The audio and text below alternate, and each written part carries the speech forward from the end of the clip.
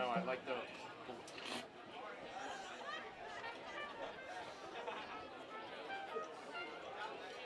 Okay, great.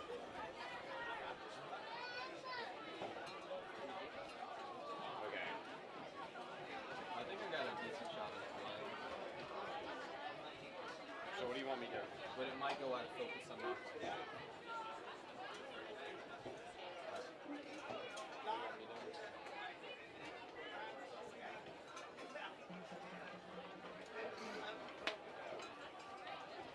Bye, butted. Hey, I'm gonna hang up for just a second, and then call you back.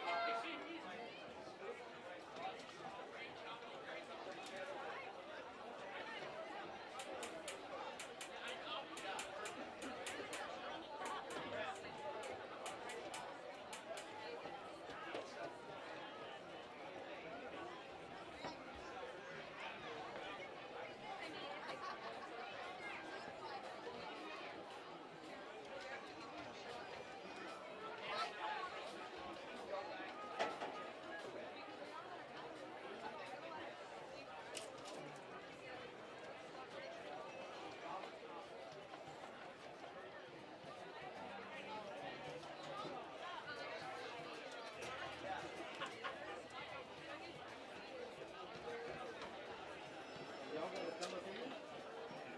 Oh, no. Yep. Here's here. And two keeps cutting it. Just count one line.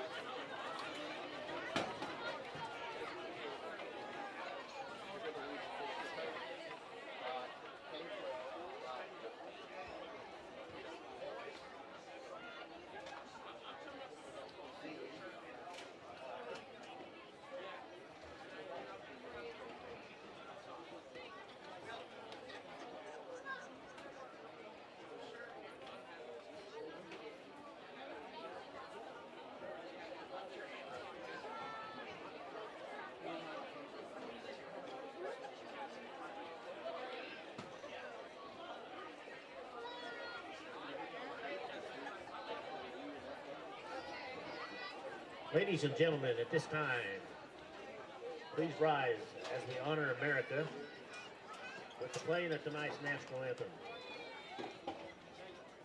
Tonight's national anthem will be performed by the Inola High School Marching Band, the Golden Stampede.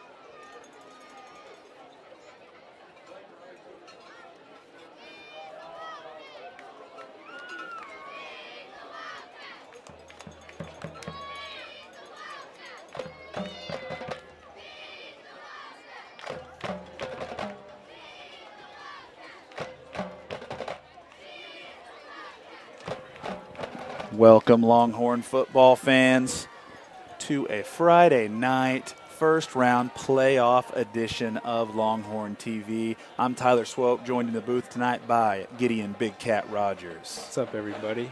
Very excited about this game tonight. Checotah Wildcats versus the Inola Longhorns. Man, how could you not be? Inola Longhorns are hosting their first playoff game since 2016. 2016. And they have not been to the playoffs since that game. But very excited. All the players are excited. All the coaches are excited talking to them this week. Everyone's very pumped for this game. So I'm excited to see how this game goes. Yeah, it ought to be a good one, Gideon. We, as we're watching the coin toss here at midfield, Longhorns finished 8-2, second in their district. Only district lost was to eventual district champion Cassia Hall. And then Checotah finishes 6-4, finishes third in their district behind Lincoln Christian and Holland Hall, with 3 losses to those 2 teams, as well as a little bit of a surprise loss to Stigler late in the season, but still managed to finish third with a victory over Idabel, who finished 4th in their district. So really exciting tonight to have playoff footballs. We see Checotah will receive the opening kickoff here. Just really exciting to have playoff football in Inola. Oh, yeah. And new field, new lights under the new lights on the new field, T-Mobile Field. I know the players are extremely excited about this game. Hopefully they can go play next week too. That's right. That's right. Hey, and a couple big storylines for today. We'll start with the Longhorns. Number one storyline, I would say, is senior Houston Wilhite getting his first action as the starting quarterback for the Inola Longhorns. The Longhorns' 4th starting quarterback this season. Sophomore Yeshua Rochelle had a tough outing last week. They threw Wilhite in there. He came back home to live near family here in Inola. He's lived in Colorado most of his life. And played a little bit of quarterback in Colorado. Exactly, so they threw him out there. Little wildcat back in Colorado. Didn't really throw as much. But last week, if y'all were watching the game, Electric. great pass to, I believe it was 40 yards to Caleb Helling for a touchdown. And then also had about 100 rushing yards and probably about 8 plays total. Yeah. I mean, he was electric in the short amount of time he was out there. And so just really excited to see his first start, obviously. And then probably the second biggest, maybe, and arguably the biggest storyline tonight is the absence of Checotah running back Jaden Ellen. We're a little unsure about what's going on there, but again, I mean, this is a 1,000-yard rusher. I mean, this guy's 1,000 yards, 13 touchdowns, and he is not in the stadium tonight. And so that is a huge loss for the Wildcats. And, I mean, man, arguably their most important player. I'm not going to say best because they've got some dudes. They do have some dudes. But, man, maybe their most important offensive piece. And it puts a lot on the shoulders of sophomore quarterback Cole Rowland for the Wildcats. But, man, just a huge missing piece for the Wildcats. Yeah, they definitely counted on Ellen a lot through the last. I believe he was out versus that game against Stigler. The loss, yes. But every other game, I mean, he's been going at it, playing hard. Again, we don't know why he's absent this game, but it looks like Longhorns are about to, or Checotah Wildcats are about to run out of the tunnel. Yeah, we're going to talk about some key players for the Longhorns here in just a little bit. Here we go. We got the lights dimmed. Video on the video board here. Our new Score Vision video display is about to play. There it goes. It's playing full screen now. Longhorns getting ready to take the field. Checotah Wildcats taking the field right now.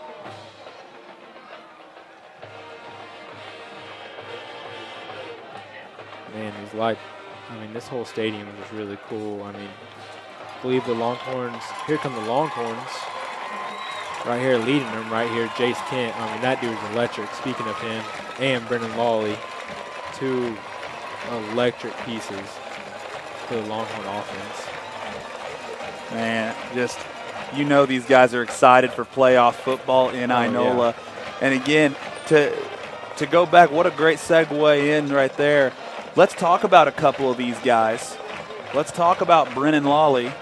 Let's talk about Brennan Lawley here as the guys get their prayer here pregame. Brennan Lawley, the senior running back, leading this team in yards per carry and rushing yards, 726 rushing yards to go along with his 9 touchdowns on the season. And that, you got to think, that is splitting carries right there, Big Cat. Yeah. Brennan is the first part of a 2-headed monster in the Longhorn backfield. And we'd be remiss if we didn't mention his backfield mate, Jace Kent. Jace Kent this year in one less game, this is the freshman, one less game than Lawley, 712 rushing yards and 11 touchdowns. That's almost 1,500 rushing yards and 20 touchdowns between those two running backs. And to me, Big Cat, that is the offensive key tonight. We've got Will Hyde at quarterback. He's more of a runner than he is a thrower, even though he's got the arm. We saw him in pregame throwing some dots. But ultimately, that running game is what is going to make or break the Longhorn offense tonight. I mean, we got 3 guys in the backfield that you can count on. I mean, who knows, we might see them all 3 back there for a couple plays at the same time, which is probably a defensive nightmare for the other team. Oh, man, but it's going to be tough. Don't know who's going to get the ball, but as we see Eddie Gang about to kick this kickoff. I mean, yeah, I know we're talking about the Longhorn offense, but we'd be remiss if we didn't talk about the Longhorn defense led by senior nose guard Brock Landsaw. Man. I mean, just an absolute animal. I don't have defensive stats in front of me, but my goodness, he is in the backfield 24/7, and I know the Longhorns are going to be depending on him to do that tonight as we see a little slip up on the opening kickoff. Tackled around the 25 or 26 yard line. Checotah Wildcats. They are led by sophomore Cole Rowland. Talked about him a little bit earlier. Man, Cole Rowland, solid sophomore, more of a runner than he is passer. You're going to see a lot of runs here out of the Checotah. Whether the starting running back's here or not, it doesn't matter. I expect to see a heavy run game for them. Rowland has as many rushing attempts as he does passing attempts this year. High formation. Going to draw it back. He's going to take a shot right here. Got a guy open. That's number 7. Big Landon Thompson. Big play by Landon Thomason right there. Longhorns know they're a running team, so what does Checotah do on the opening play of the first round of the playoffs? They air one out. And again, you Rowland showing off his arm right there. And I'm telling you right now, these receivers led by Jaden Lake and Landon Thomason are nothing to just act like they're not out there for a reason. These receivers are good. I mean, here we see a little fake handoff right here. Quarterback's going to keep it. He's going to be stopped about the line of scrimmage. Maybe they'll give him one. Amazing job right there by the Longhorn front line, led by Brock Landsaw. We talked about him. And Alejandro Gallegos, Owen Ellis, and Caleb Helling. I mean, they have been electric this whole year. Probably one of the best, I would say, in the district, maybe in the class. Yeah, it's one of the best. For me, it's the best we've seen this year. Outside of maybe Cassia Hall, they played really solid. They were really awesome. But in Inola's district, it's been one of the best we've seen for sure. As Rowland has a little roll out to the right. A lot of pressure right there by Caleb Helling and Dior Sedgy. And that's what it's going to take. I mean, the D-line's going to have to do what the D-line does in order for the Longhorns to compete in this one. But again, not a lot of doubts on what this D-line can do because we've seen it game in and game out. They're so confident every play. I was talking to Alejandro Gallegos this morning, actually, and he's facing a pretty big guy at center. I believe he's about 6'6", probably 300 pounds, and he's not scared of him at all. You see a quarterback keeper right here. He's going to be thrown out of bounds for a gain about 4. It's going to bring up 4th and 5 from the 35-yard line. I fully expect going, this. 4-down territory for sure. I'm telling you, Rowland, I mean, this guy, I'd call quarterback keepers to him too. He's got 150 rushing attempts, 787 yards, and 13 touchdowns himself this year. I mean, that guy, he has more yards and more attempts, more yards, more touchdowns than our running backs do. That's unbelievable. I see the Longhorns jump off sides right there. It's going to give the Wildcats a first down. To me, the biggest key of the game is going to be turnovers and what both teams can do on fourth down. I mean, we see that make and break a game, anything. I mean, if one quarterback throws an interception, that could change the whole game. But yeah, turnover battle, it's always big, right? It's a little overrated sometimes because of the way people talk about it, but it is true. It's really important. Roll back, instantly pressured. Face, I think they're going to give him for a face mask right there. It looks like saw the head turn a little bit. See, it's from my angle, I couldn't really see. Let's see what they call here. Thought I saw his head get a little turned. Yeah, personal foul, face mask. It's going to be a 15-yard penalty. The Wildcats are going to have it at the 15-yard line. Huge penalty. Yeah, in the red zone, just like that. Another huge part of the game, penalties. Yeah, there's two big ones right there for the Longhorns. Little high snap, handoff. That's Tommy Calico, sophomore running back right there. Again, that is his 51st attempt of the entire season. I mean, that's how much they ran Jaden Ellen, a guy who had 150-something attempts. Then you got Tommy Calico down there with his 51st attempt of the season, sophomore running back. But again, moving the football. This is what Checotah has done against every team they've played. Offsides again. I believe that was Angel Mata. Gotta watch the ball if you're the Longhorns. I thought you were going to say, gotta watch the ball, Mata. Oh, nah, if you're the Longhorns. I'm not going to blame it all on Mata. Going to bring up second and about not very one. many. Yeah, not very many. Not very many. Half the distance to the goal right there. 3 huge penalties for the Longhorn defense on this opening drive. Going to have to change that if you want a chance to win this game. Still the same formation here for Checotah. Snap, quarterback, keeper. And he's going to be down at the half-yard line. Roland again. I'm going to tell you this. Something that I think could be a little bit underrated when it comes to playoff games. Okay? You're talking about a Longhorn football team who hasn't been in the playoffs since 2016. None of these players have played on a winning football team in high school until this season. Yeah. Checotah, semifinals last year. As Roland gets in the end zone.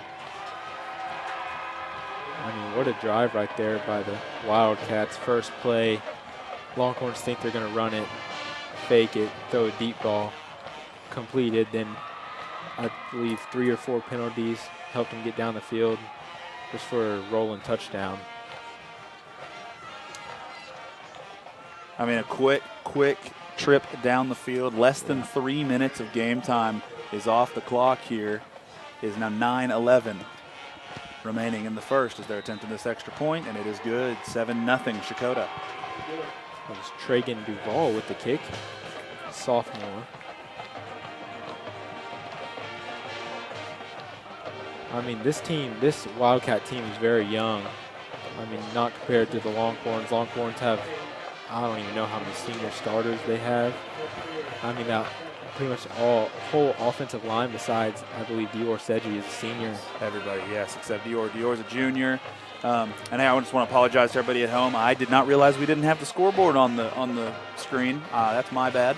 So we got it now, though. Got it fixed. So got the scoreboard on the screen for you guys at home to be able to keep track of it so I don't have to say it so much because I'm really bad at that. But anyway, yeah, no, we are senior heavy on this Longhorn team. The Longhorns are senior heavy.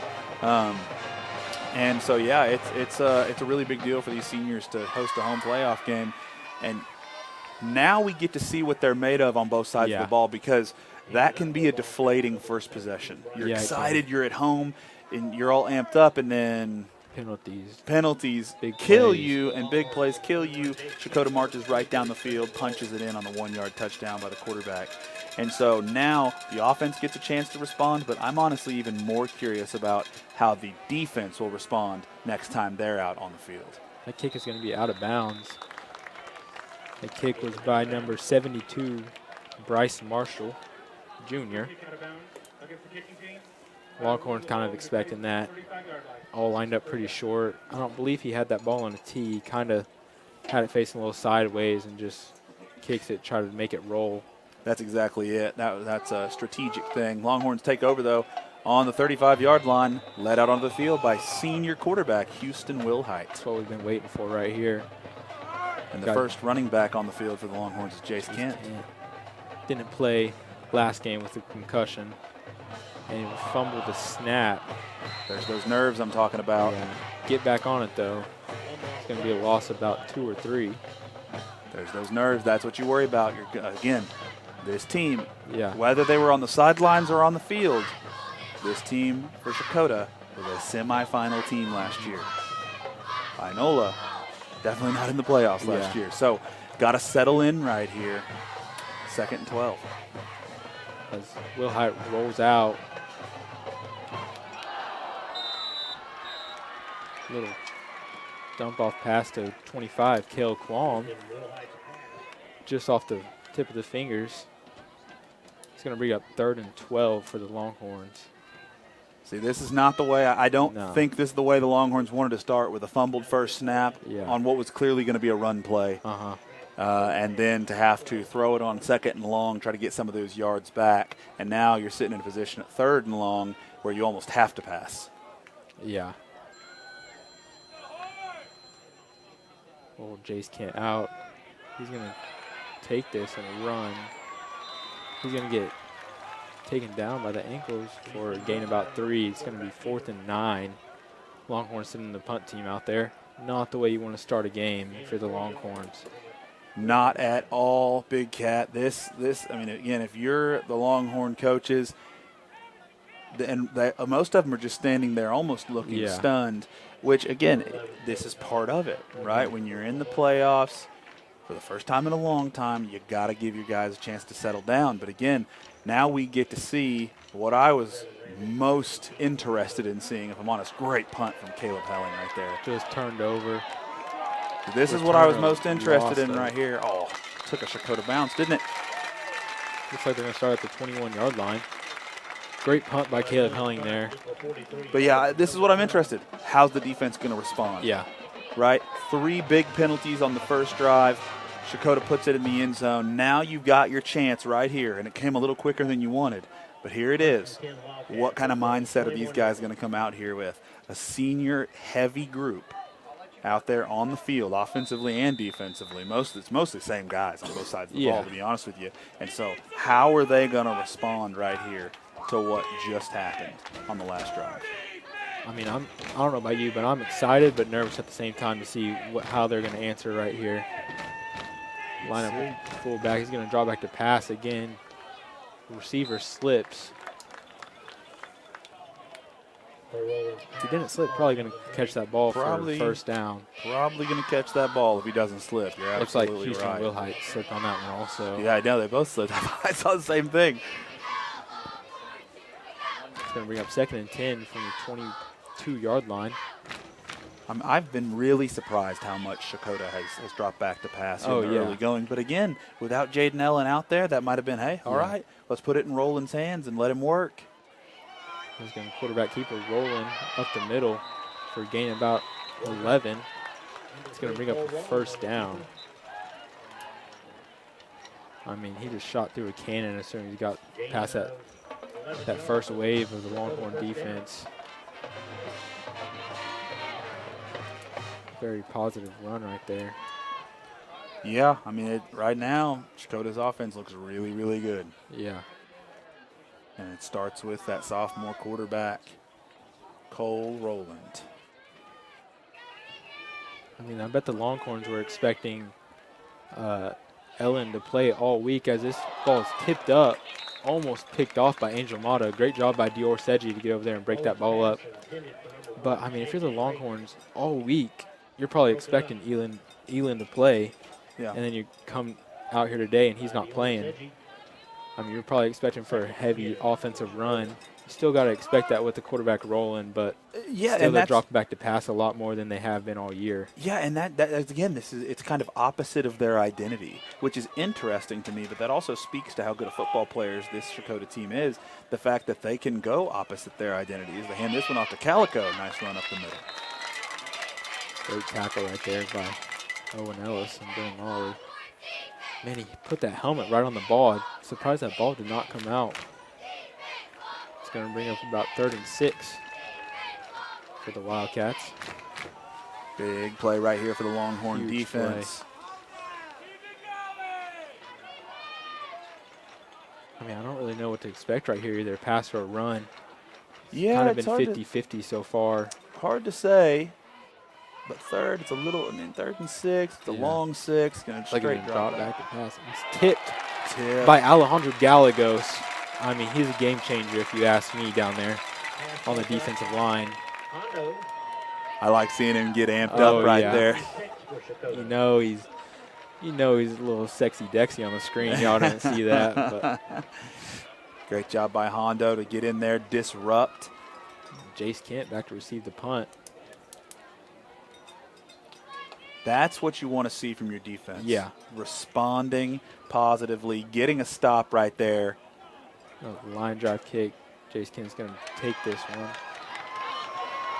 Breaks a couple of tackles, gets brought down about the 36-yard line. I mean, that kid is electric when he gets the ball. You don't know. Jace has never seen a punt he doesn't like. Yeah. He wants to return all of them. If it's in the field, he's going to go catch it. That's how he is. So he's got his helmet off. He's got his helmet off right here. So I expect maybe him and Lawley, they've been doing this at times this season where Lawley will get a series, Kent will get a series, and they'll just go back and forth, and we always have a fresh running back in there for the Longhorns. And so this is what I'm liking right here. We got Brock Lansall lined up in the backfield with Houston Wilhite and Brendan Lawley. Great lead blocker. I mean, you can trust Brock Lansall. Played all 4 years, and he's just a game changer. As they hand it off to Brendan Lawley on the outside. He's got Lansall in front of him, too. We had Brock Lansall, man, shot out of the cannon. This is the formation I thought we would see to open the game. And maybe the offensive coordinator, Coach Ashley, maybe he's thinking, hey, let's not show them what they expect, right? Yeah. But when you go 3 and out on your first drive, you're down 7-0 here in the first. Let's put the big boys out there and let's run the ball. Same formation, just Brendan Lawley and Brock Lansall switch. Yeah, you'll see that. Lawley will be on the short side of the field a lot of times. Motion Brock Lansall. Houston Wilhite's going to keep this one. He has a big old hole. Brendan Lawley lead blocking. Houston Wilhite, he's going to get brought down at the 26-yard line. That's what we like to see from Houston Wilhite as you see him. I mean, just look. I mean, he's so pumped up. I mean, last game watching him, he was very pumped and everything after his big runs. What an electric run as we go quick right here. And Brock Lansall, and we're going to just do the same play. Another hole. It's just going to get tripped up for a gain about 4. I mean, that's the play you needed if you're the Longhorns, as we see player down. Looks like that's Alejandro Gallegos. Knowing him, he's not going to come out no matter what happens to him. Nah, he'll shake it off. Yeah, that's just how Gallegos is. But, again, I like that quick. Run the same formation. See if you can bust another one real quick right there before they can sub anybody in or out or know what know what we're going to do. So far, again, 3 power runs right here, 2 from Wilhite, 1 from Lawley. It's been the success for the Longhorn offense. It's going to bring it about 2nd and 6. We're going to hand this one off to Brendan Lawley. A little bit of hole, and he breaks a tackle. And he's going to get up to about the 14-yard line. Great run by Brendan Lawley. I mean, for a second it looked like he was just caught in a glove, and then you see him shoot out of that cannon. At the last one, Brock Lansall is going to sub off the field. And as we see, we got Jace Kent and Brendan Lawley and Houston Wilhite now out there in the backfield. Yeah, they can't go Landsaw too much. Again, he's the best defensive player, most important defensive player for this Longhorn squad. They can't leave him out there on offense too much. Motion bringing the way down on the line of scrimmage. Houston Wilhite's going to get snapped, handed off to Jace Kent. He's going to get outside. First carry of his playoff career. He's going to gain about 4 or 5. 21, Jace Kent. Great run right there by Jace Kent. Gain of 4 on the play, bring up second and goal for the Longhorns. Like you said earlier, this is what I expected out of the gate. I mean, that fumble snap hurt a lot. It did. It was going to be a run, as we said. But this is what I expect out of the Longhorn offense. See Jace Kent motion. Snap. Houston Wilhite's just going to take it. He's going to get wrapped up, and he flag on the play. I think it's going to be a holding on Kent right here. We'll see. But I think it's a holding on Kent. Yeah. Great job by our camera crew right there catching that, but I do think this one's coming back. It's coming back. Holding on the offense. And that's going to be a 10-yard penalty for the Longhorns. Replay, second down. Replay second down here. Great job by the band cutting off the fight song once they saw the penalty that we didn't get in. That's going to back the Longhorns up right here. It's going to be a long second and goal right here. 2nd and 15 yards to go. Still got Jace Kent, Brennan Lawley in the backfield. Caleb Helling to the bottom of your screen. Micah Schwing to the top. Two dangerous wide receivers. Caleb Helling might be. Oh, no, they're going to put him in motion. Motioning. Going left. Interesting snap, and Houston Wilhite. Nowhere to go on that one. Great job by the Checotah defense. Yeah, stopped at the line of scrimmage. No hole open right there for the Houston Wilhite to run through. You know, I talked to Coach Ashley about that exact play that he talked about. I mean, you genuinely, when you motion your one receiver over, it's hat on a hat. You don't have anybody on. I mean, it's truly one-on-one the whole way. Yeah. If you can win one-on-one with all your blockers against their guys, you're going to give yourself a chance. But Checotah wins that battle, does a great job. 3rd and goal from the 14. I have a feeling we're going to see a pass here from the Longhorns. Houston Wilhite's going to fake the handoff to Jace Kent. He's going to roll out, and he has nowhere to throw this ball. He's just going to chunk it up. Caught by Owen Ellis at the 2-yard line. I mean, now you give the Longhorns a huge decision right here. You got 4th and 2 at the 3-yard line. I mean, if you're Coach Ashley, you're going for this. Oh, I agree. Get the momentum going. Defense had a great stop. What a catch by Ellis to go up and get it right there. Great job by Houston Wilhite just to throw it up where his receivers can get it. We have 2 tall receivers in Caleb Helling and Owen Ellis. We got Landsaw in here. Landsaw back in. And he's the only running back in. Are we going to hand it to Landsaw right here? Houston Wilhite just going to take it outside. Use his speed, trying to get the edge, and I don't know if he's going to get there. He's not going to get there. Good catch. It's going to be Checotah Wildcats are going to get it about the 2-yard line. Call it the 3. And we'll see what the Longhorn defense can do. Had a great series last series, stopped them. Yeah, and they're backed up. That's why you go for it right there. Like, you're okay with this result ultimately, but, man, for an 8-play drive to end like that, oh, man. I mean, penalties, man. We talked about it earlier. I mean, I believe that's the 5th penalty on the Longhorns in 2 drives. Toned it back a little. That drive only had 1. Probably in the most important spot. Yeah, I mean, the Longhorns did run one in right there. Roland just going to bounce this one outside. Going to get a gain about 4. Quarterback number 3, Cole Rowland on the you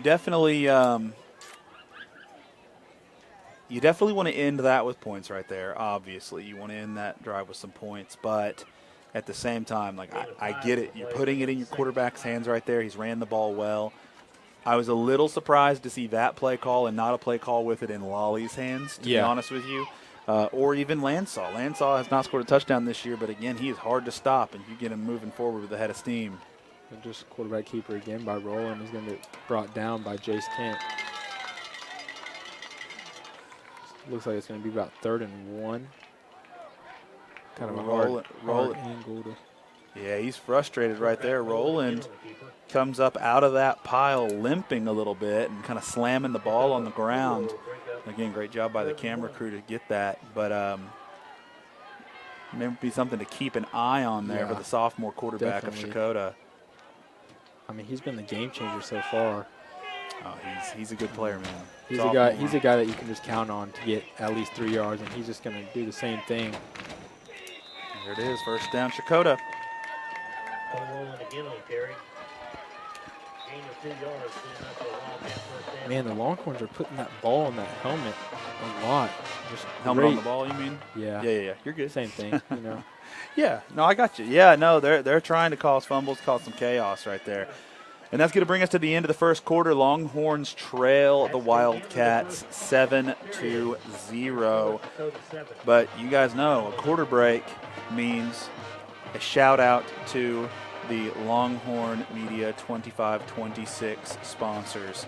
We want to start out shouting out Air Pro Heating and Cooling, locally owned and operated and a proud sponsor of the Inola Longhorns. Thank you to Broadway Boutique, open 6 days a week, Tuesday through Sunday. Shop small, shop local. Thank you to The Porch, services in the Fine Arts Building, Sundays at 8:30 and 10 a.m., also Wednesdays at 6:30 p.m. at the Roundup Club. Love God, love people. And thank you to First Baptist Church Inola. We exist to connect people to Christ, His church, and His mission. Sunday school at 9:15, service at 10:30 in the morning on Sundays. And lastly, for right now, thank you to Mother's Day Out, changing diapers and changing lives Tuesdays and Thursdays at First Baptist Church, Inola. Well, Big Cat, the Longhorn defense really needing a stop right here. And it's first down. I mean, it's just one of those things. Yeah. You don't put it in the end zone when it matters. You get the holding penalty. Yeah. And now Gotta you're count sitting on here that like, defense. ooh, you gotta rely on the defense. You gotta get a stop, and you want to pin them as deep as possible to get that good field position. Yeah. I mean, that last drive went 61 yards, and we were three short. You know, Yeah. I mean that's what it was for the Longhorns. See, rolling under center. He's gonna hand it off. It's Tommy Calico on the carry right there. Maybe for a gain about 1. Great job out of Longhorn interior defense. And, you know, that's part of it, too. Obviously, missing Jaden Ellen, the star running back for this Wildcats team, is a big deal. But also, I wonder if some of their offense has changed because of where the strength of the Longhorn defense lies. Because they truly, if you go watch them on film, there's a large portion of their plays where they line up in I formation and they cram it down your throat. Yeah. And we've only seen that a few times tonight. Yeah, we have. I mean, those are some big old guys on the Wildcat offensive line. Roland's going to be brought down in the backfield by Dior Seji. I mean, he's one of the main guys on this Longhorn defense, linebacker. Sometimes he comes up and plays a little defensive end, really good on both. But, I mean, that guy, he's not going to let anybody beat him.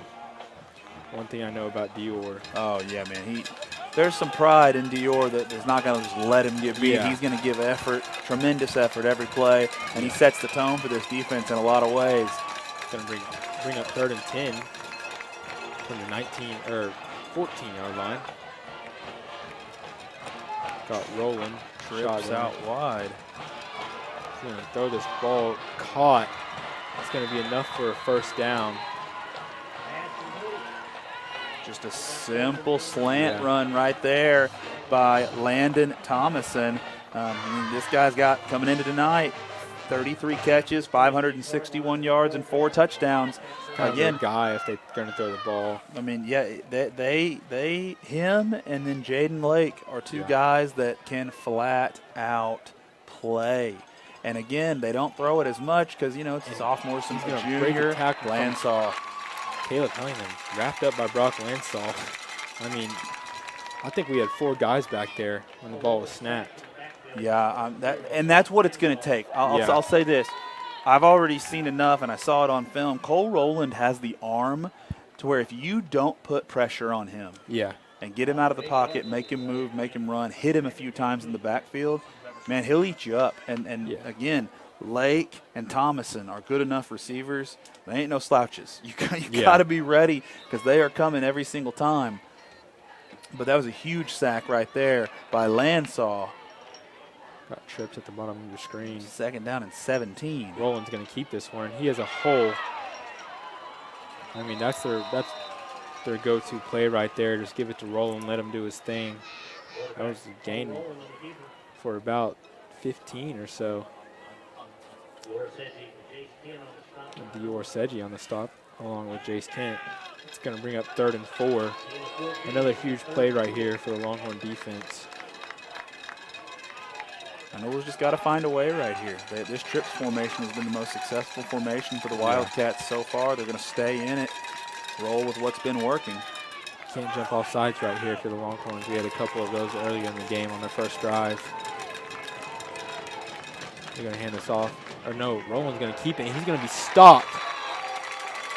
A great read right there by Gallegos. Yeah, I mean, we saw him get a little banged up earlier, but he's not going to quit. He's just going to shake that off. It's going to bring up 4th and 3, and Wildcats are leaving the offense out there on the field right now. See if they try to make him jump off sides.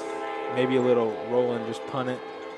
We've seen that a couple times, but it wouldn't shock me if this is an attempt to draw the Longhorns off sides. There's been some penalties early. It's the playoffs. They're antsy.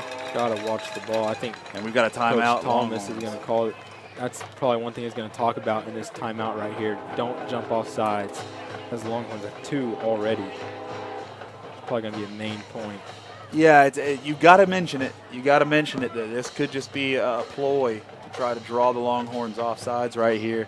But I'll tell you what, the way the Wildcat offense has worked, I wouldn't be shocked if they do snap this and go for it right here. Yeah. They've had more successful plays than they have unsuccessful, and so it's something you got to be prepared for anything right here if you're the Longhorn defense. And if you're Checotah, again, I would feel confident going for this. I really would. I mean, your offense has been rolling behind Roland. I like that. You like that? But that's one of those things that like you got to be ready. And look, they come back out. Punt team is out there. See, yeah. That's a little gamesmanship right there between coaches. I think. We do have Coach Roland punting. Yeah, we do. I think that might have been Coach Ross right there, just trying to force the Longhorns to take one of their timeouts here. Nothing wrong with that. That's part of the game. Call by the head coach, make him take a timeout. Roland's going to boot this one to Jace Kent. It's going to go out of bounds about the 30-yard line. The Longhorns are going to get the ball at the 30-yard line. Start their 3rd drive of the game, I believe. 3rd drive of the game here. Interestingly enough, Longhorns had an 8-play drive that lasted all the way down to the 3-yard line. Turnover on downs down there, couldn't punch it in. That last Checotah drive went 9 plays and ended in a punt. How about that? You don't see that very often. No, you do not. Not in high school anyway. No. You go 9 plays in high school, a lot of times there's a chunk player too, as we see Coach Thomas there on your screen. He's frustrated. He's frustrated, but it's put it in the end zone, and he'll calm down. Will Height leads his guys back out here, 1st and 10. Jace Kent and Brennan Lawley. Seen this formation quite a bit of times this year. He's going to hand it off to Brennan Lawley. Just going to get stopped at the line of scrimmage. They might give him one on that run. Yeah, this is what they prepared for. Yeah. I mean, this is what they expected to see out of the Longhorns. Whether we're on our 3rd or our 4th quarterback, it didn't matter. This is what the Longhorns have been doing for a month. Yeah. And so this is what Checotah was prepared to see. Is this kind of run game with both running backs on the field. 2nd and 9. Looks like they gave him more on that last play. He's going to motion Jace Kent out. He's going to throw it to Jace Kent. I like this. Jace Kent has a hole. Oh, he breaks one. Break a not tackle. Break another. You know, that's something I like. Yeah. That's a little bit a part of this, the Longhorn offense that we haven't got to see very much this year is the short screen game. And I don't know why. It's because usually Coach Ashley, his whole philosophy is that short screen game is his run game a lot of times. He loves that short screen game. But haven't seen it as much this year out of the Longhorns. But we get to see a little bit there. Short gain brings up 3rd and 2. I'm really surprised we haven't seen that more this year, just because we have Brennan Lawley and Jace Kent, which are both very good at an open field. I mean, they're both good at breaking tackles. Usually on those little screen plays, you only have to break a couple tackles to get open. He's going to hand this off to Brennan Lawley, and he's going to fight for a yard or two. It's going to be really close. Really And close. Looks like I saw the ref signal a first down. He sure did. Great job by Lawley taking that first hit, pushing through it. That's one thing about Lawley that this coaching staff loves is you hardly ever see him falling backwards. No. He's going forward every single time. Yeah. Great effort right there by 23, Brennan Lawley. I mean, he knew. That's also great awareness by Brennan Lawley. Got to know where the first down is. Oh, yeah, he knew. Oh, there's no doubt. He knew he had to fight to get to the 40-yard line right there. Motion. Owen Ellis. Flag. I'm not sure I what don't this know is. what this is going to be. Today's game. Delay Oh. of game. 5-yard penalty. Delay of game on Inola right there on first down and 10. That's 5 yards. Back him up to 1st and 15.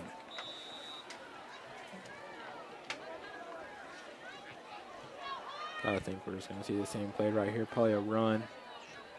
I would expect that, yeah. Ellis in motion just like before. Oh, False false start. start. Looks like Owen Ellis. Fullback.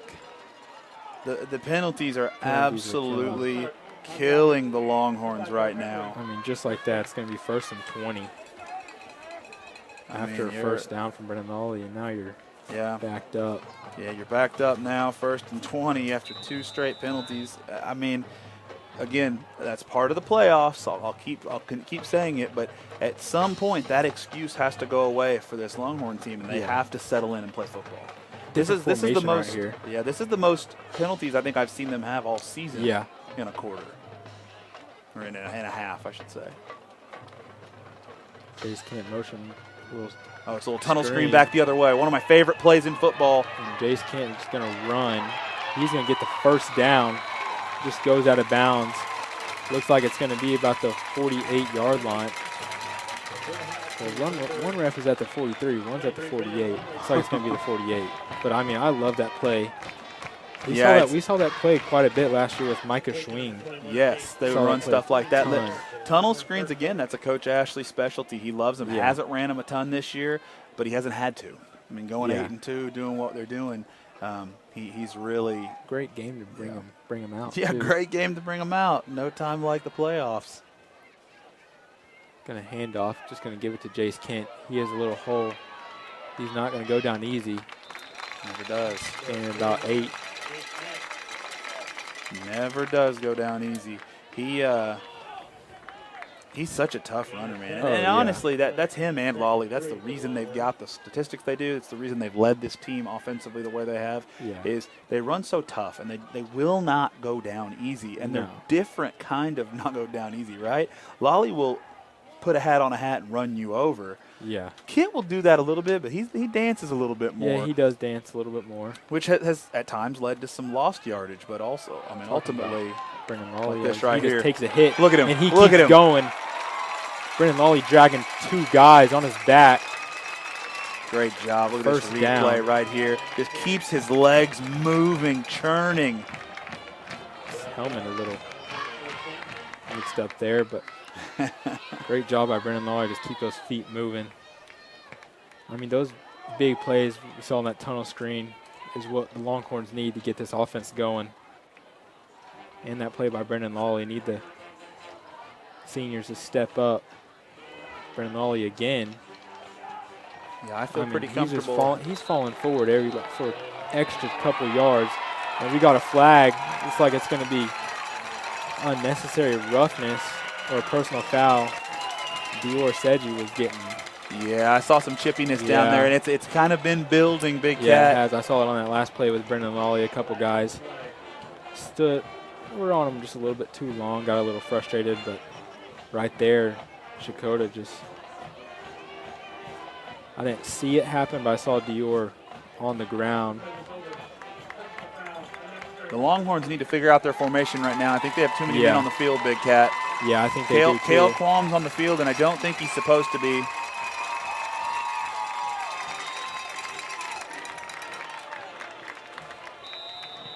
Oh, maybe I'm wrong. I I'm counting 11. Somebody came off that I didn't catch somebody come off. Yeah. That's my fault.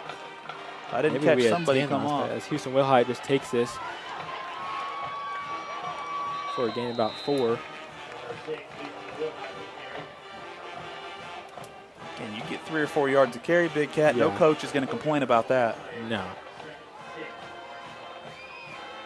And now the Longhorns kind of, again, back to their identity, Yeah. relying on the strength of this team, and that is the running game. Kel Quam comes off the field. We're going to go back to the heavy set here with Ellis kind of in tight, and then have Lolly and Kent on the field. I love this formation by the Longhorns. I do too. I think it's the best bet here for them. Chase Kent motions down, going to hand it off to Brendan Lolly. Makes a cut. He's going to get stopped about the line of scrimmage for a gain of nothing. Good job by the Checotah defense right there. Stopping kind of what's been the Longhorns' bread and butter on this drive. Yeah. Brings up 3rd and 7. Yeah. In Eddie range, of course. Yeah, and I think this time they'd take the points unless right here, well, I mean, right here, Unless if they get it to the 2, down, they get the first yeah. down. But if they don't get the first down, I would expect the Longhorns to take the 3 points right here. Yeah. But, I mean, I've seen crazier things. Same formation right here. Houston Wilhite's going to drop back. Throw it to Micah Schwing. Oh. Just off. We got a flag on the play, though. Did not see It's going to be a the false start. Longhorns. They'll decline that. Yeah, they'll decline this. Looks like the Longhorns are going to kick this field goal, I assume. I mean, Yeah, Schwing was open. I don't know what happened there on that pass. Yeah, I don't know. See Eddie Yang go out there. Looks like it was just a little bit. Can't tell if it was behind him or just a little. I think it was out in front of him. Yeah, I feel like he kind of threw that too hard there. Maybe just kind of like he was wide open, little slant. Yeah. Yeah, he was wide open, but again, the false start would have negated it regardless. Yeah. Another penalty for the Longhorns. I see Eddie Yang.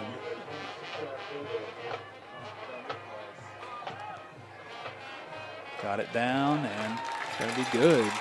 Inola's greatest weapon, Eddie Yang, puts through the field goal to put the Longhorns on the board.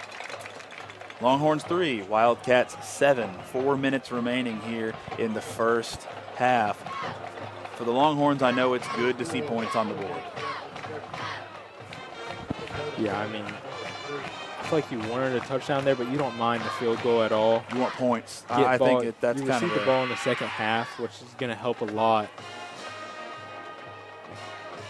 I know Coach Ashley and the Longhorn offense are going to talk about some plays to come out of the half. Try to get a touchdown on the board. See Coach Morgan talking to Eddie Yang. Coach Morgan, special teams. I don't know. I'll tell you what's interesting right here. 40-yard line, pretty open. We're thinking the same thing. We're thinking the same We've thing. watched this team too much. Yeah. This is something that it wouldn't shock me to see the Longhorns do, Yeah. but it'd be really risky. It would be. But if there was ever a We're just team gonna that kick would this do it. deep. Number 10, he slips and Oh. falls, and he's going to be down at the 12-yard line. This ain't the NFL. You can't get up and run after your knee goes down. Wow, huge mistake right there Yeah. by the Wildcat player. That's a great kick, though, by Eddie Yang. Make it tough to catch. Is that number 10, Logan Crawford? Big mistake. He's hanging his head, going to the sidelines. Frustrating for sure for the Wildcats.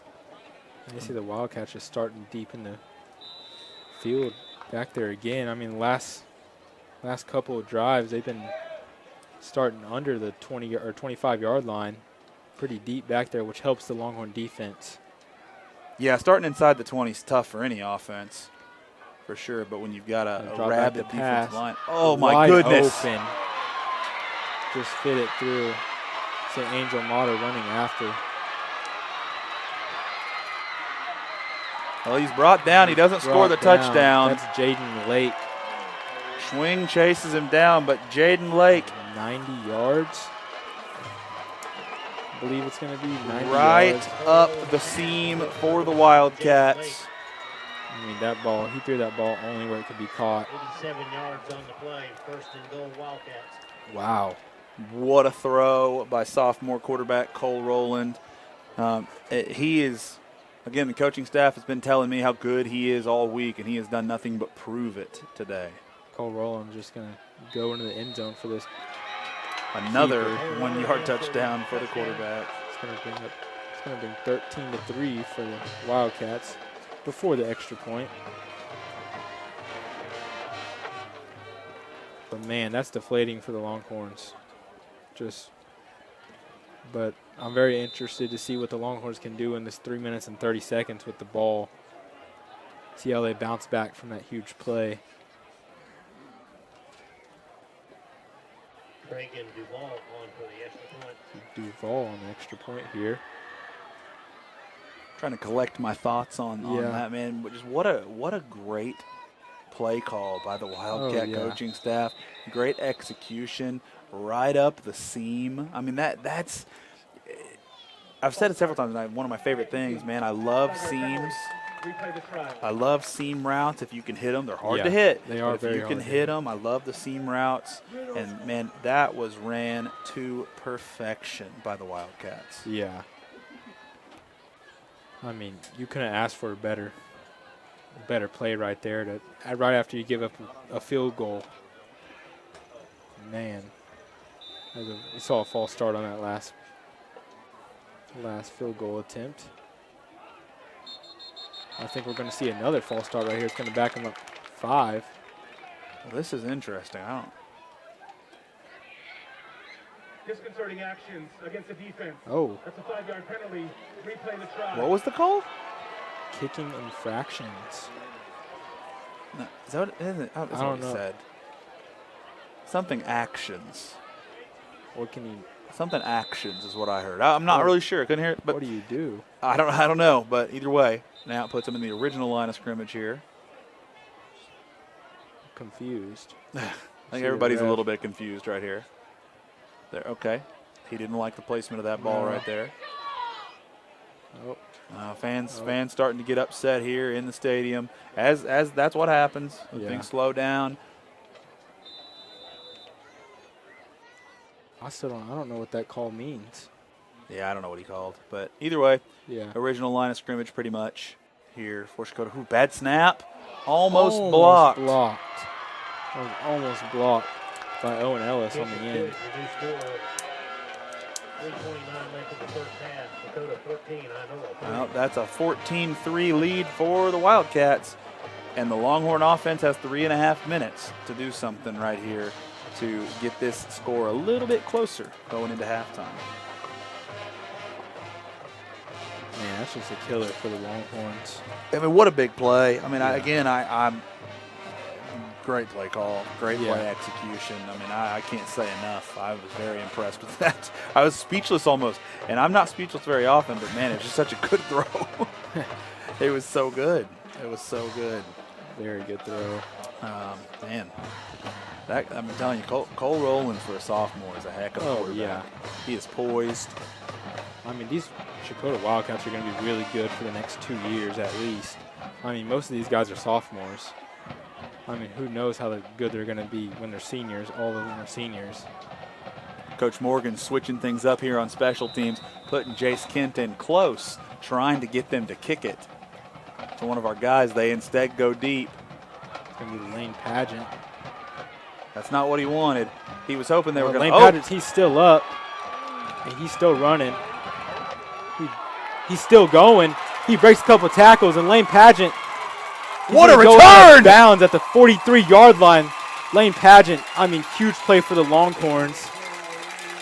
I mean, What a return for Paget, the sophomore, who Coach Morgan put him back there genuinely because he wanted them to kick it into the second level, not the third. They kick it into the third level to Paget. Paget makes a great return, and the Longhorns are starting on the plus side of the field here at the 43. I mean, that's got to light some fire in you if you're the Inola Longhorn offense. How many tackles did he break? I think like 4 or 5. That was crazy. I mean, that was unbelievable. I mean, I thought he was caught at the 20-yard line, and he just popped out of the – you see Jace Kent. He looks for Caleb Helling. Caleb Helling just missed that. We got a flag. I think we might see Looks like he got hit before the ball got there, maybe. Yeah, I'm not sure what they're going to call here. Let's check here. Yeah, I don't. Camera crew doing a great job getting on the ref here. Pass interference. I mean, that's another huge play for the Longhorns there. Wow. I mean, Helling should have caught it. It was a Yeah. tough catch, but you get your hand. Tough catch. That's the old adage, right? You get your hands on it, you catch the ball. Yeah. But drawing the penalty right there, earning the first down. I don't know if the play design was for Will Height to like fake like he was about to run and then step back and throw Yeah. it, but it worked. It did work. And Longhorns 1st and 10 again. Yeah, I haven't really seen many pass interference calls in high school. They let a lot of them go, man. Yeah. Trust me, I was a receiver, and I always I felt like Yeah. I was getting interfered with a lot. But they let them go in high school for sure. Good pass. I mean, run to Jace Kent. Got a holding on Cash Yeah, Stevens. number they're going to 40. call it. It was obvious right there on the edge. Yeah. I was looking right at him. Yeah. That's an easy call. You Yeah, can't, it was. listen, there's holding on every play. I mean, Yeah. it's a cliche for a reason. There's holding on every play. But the holding in space is really tough. Yeah. To get away with. That one's the. I mean, that's going to bring up 1st and 20 for the Longhorns. Going to have the ball at the 33-yard line. Jace Kent in the backfield. Micah Schring and Caleb Helling to the bottom of your screen.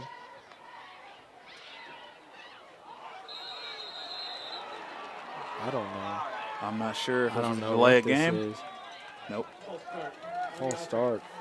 This is I mean, right after the Longhorns get a big play that's happened earlier in the game, I mean, penalties just killing.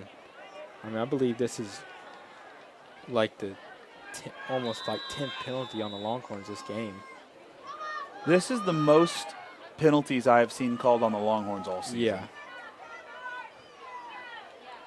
I mean, I just call it what it is. The most penalties all season. And it's happened in a half. Yeah. So I'm, being a little bit, got to be a little bit Fake more it. disciplined.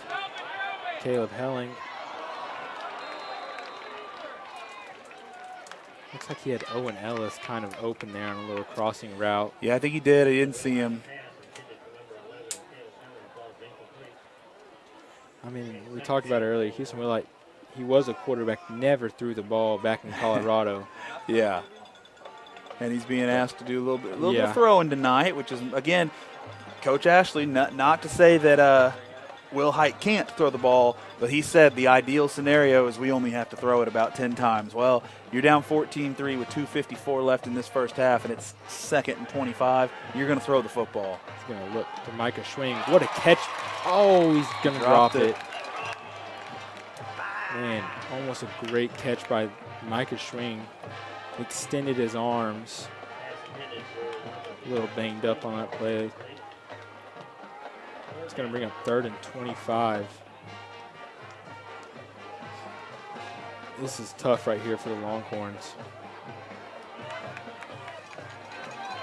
2 receivers to the top and bottom of the screen. Going to drop back. Going to let this one Throw go. it up to Caleb Helling. And we got Caleb Helling. You can always count on a completion to Caleb Helling. I mean, that was a gain about 30, I think. Look at Wow. this right here. Helling just in stride. What a catch. What a throw. mean, that is the throw. Yeah. That's the throw they're comfortable with Yeah. Will Height making. That's the throw he made for the 40-yard touchdown last week against Cleveland. That's the throw they're comfortable with. Yeah, I like how he just threw it almost towards that back pylon to make Caleb Helling go get it. What a great job by Caleb Helling. Man, and the defenders were right there. Yeah, defenders I were mean, right they there. were right That's a there. perfectly thrown It was just ball. you can't. It's exactly what we said about Cole Rowland last time. Yeah. There was the defenders were there on the Yeah. seam route. He throws it up the seam perfect where only his guy can catch it. Same thing right there. I mean, great throw by Will Height, and he needed that throw Oh, for a yeah. little bit of confidence building. He needed it. Yeah, huge. Got 2:18 on the clock. Yeah, timeout Inola right here. They're burning their second timeout of the half. I mean, if you're Inola right here, I mean, what are you, first and 10 from the 11? Yeah. Don't want to, after that huge play you gave up on defense, don't want to score too quickly and give up another huge play. But I feel like they've been counting on their defense a lot this year, especially with all the injuries at quarterback. Defense has really had to step up this whole year. Yeah. We got, And now the offense has got to step up here. And Yeah. you know what? In some ways, this is a good thing for the Longhorns as far as Yeah, they haven't been Houston down Wilhite like this out there. very much. Jace Kent at quarterback. Yeah, Jace Kent at the Brock Wildcat. Mansell right there with them. Got Gavin Campbell. It looks like Caleb Helling actually at the top of your screen. They have the same glove colors, so it kind of throws me off a little bit. And one's 10, one's 11. Jace Kent's going to take this snap. He's going to get outside. Gets about 4. Great run right there by Jace Kent. I tell you what, they outside of the little reverse tunnel screen that they ran, that the Longhorns ran earlier, Checotah's defense has held Kent down in a way that not many defenses have this season. It's been Brennan Lawley that's given them a little more trouble with just his tough downhill running. But man, Checotah's defense doing a great job against Kent. Amazing job. Brings up 2nd down and 7, let's call it. Houston Wilhite back out there. Looks like Brock Lansall, running back. He's going to throw it to Micah Schwing, and he has Micah Schwing for a touchdown. It's going to be touchdown Longhorns, 11-yard completion, and the lights are flashing in Inola. I mean, that whole drive was set up by a great return by Lane Pageant. That's right. That might be a play that we go back to when this game's over to get this Longhorn offense going. And that's the exact same play that he was wide open on the last drive, and Wilhite misses him. Wilhite able to complete that for the 9-yard touchdown reception. And Eddie Yang puts it through. 14-10. Wildcats still in the lead, but a little bit of positivity for the Longhorns. We'll see how the Wildcat offense responds. Because again, they ran 2 plays the last time and went 91 yards. Yeah. Or 80, sorry, it wasn't quite 91 yards. It was 88 yards, but who's counting? I mean, so there is no way that this, again, Longhorns are pumped. It's most of the same guys, right, on offense and defense. So they're excited they scored on offense. They're pumped about it. That's great. Now they have to go do their job on defense. And because I promise you, Coach Ross and the Wildcats are going to be looking to score with this 2:09 left, 3 timeouts left. Why wouldn't you? Yeah. I mean, you have everything. I mean, you scored, just like we said, 88 yards, 2 plays. I mean, tremendous. I'm feeling they're going to kick this deep, but I'm just going to say it again, that 40-yard line just looks wide open. We've seen it too many times. And Schwing is not normally on kickoff, bud. Yeah, he is not. But again, do you risk that here with 2 minutes left? Yeah, that's what I was thinking. I don't think you do that, but I think maybe setting up something for later, putting Schwing out there. I mean, it just, like I say, it's just interesting because we know Eddie Yang can do it. He's a really talented. We talk about Eddie Yang a lot, our kicker for the Longhorns. He's really talented. He's going to kick this one deep. Number 10, he's going to get this one. He's going to bring it out about the 4-yard line. Great tackle right there. 3 big hits for the Longhorns. By Brennan Lawley. Hey, Alejandro Pando hit him first, and then here comes a herd of Longhorns that are right after him. Crawford comes out of that pile for the Wildcats, limping a little bit, but almost how could he not? He took 3 or 4 huge shots without going down, so credit to him. I mean, Alejandro Pando came in flying in there, but a great job by the rest of the Longhorns to get there after he broke that tackle. So this drive's going to start, at the 19 here, Big Cat? 19. Again, inside the 20. Good job by the Longhorn kickoff team. There's 2:02 on the game clock, or on the in-stadium clock here. And I want to say it again. I've said it last time we were live. I haven't said it tonight. Shout out Sarah Muley and Emily Welch.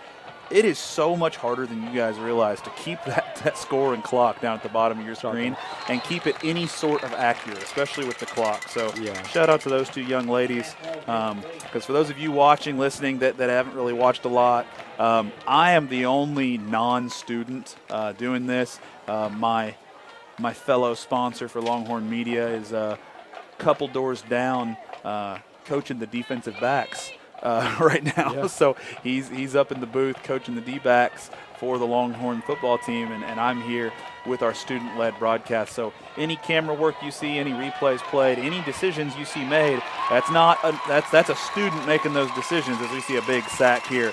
Combination of Gallegos and Lansall. Last play, first down, we missed it. Same play as the 90 or 88-yard. But the Longhorn defense, great job. A much better job from that. Yeah. And covering it. Right there, you can't get the Longhorn defense that much time to get back there. They're already back there. You're going to get sacked if you're waiting that long to throw the ball. Well, and we said that earlier. That's going to be the key, because if you give Cole Rowland time, he's proven you're in trouble. You cannot give Cole Rowland time. You cannot give Jaden Lake and Landon Thomason time to get open, because all we've seen is that come to fruition for the Checotah offense so far. And so see a timeout Checotah right here. They brought the clock down to a minute and 6. Huge third down right here for the Longhorn defense. Got to get a stop right here. Can't let any big plays. Yeah, here's my question for you, Big Cat. If you are Coach Ross of Checotah right now, are you just taking one shot? Are you going to – it's 3rd and 18. 3rd and 18. If you run it and run hardly any time off the clock, do you run it? Do you run it? Run 25, right? They would. I would assume Inola would burn their last time out there. So again, to me, whether you run it or whether you throw it, you're probably going to run about the same amount of time. The difference is if you throw an incomplete pass, Longhorns don't have to burn that time out. And Checotah knows, because Coach Ross knows what he's doing.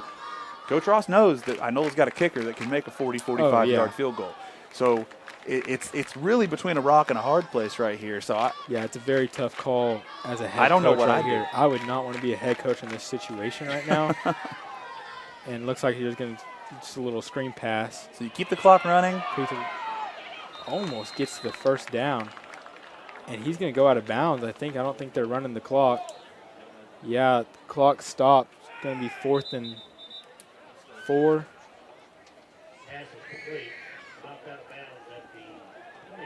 Clock is at 53. They're going to reset it to 58. Yeah, 58. I wondered about that. It kind of ran a couple seconds past here in the stadium, so it's going to be 58 seconds. Man, if 4th down. If I'm Coach Ross over there, I'm telling my receiver, stay in bounds. Stay in bounds. I guarantee you Don't that's go out part of bounds no matter what. I bet you that conversation has already happened. Yeah. if I know anything. So Checotah is going to punt it right here. Dangerous guy back there with Jace Kent. Great punt, though, by Cole Rowland. They're going to give him a chance, and he has some open space. Jace Kent is going to break a couple tackles. I thought I saw a little face mask, but it's tough. Tough to see. It's tough to see unless you got a ref right on it right there. That one gets missed at all levels. Overall, great return by Jace Kent. Looks like 41 seconds left on the clock in the first half. Now this is huge right here for the Longhorn offense.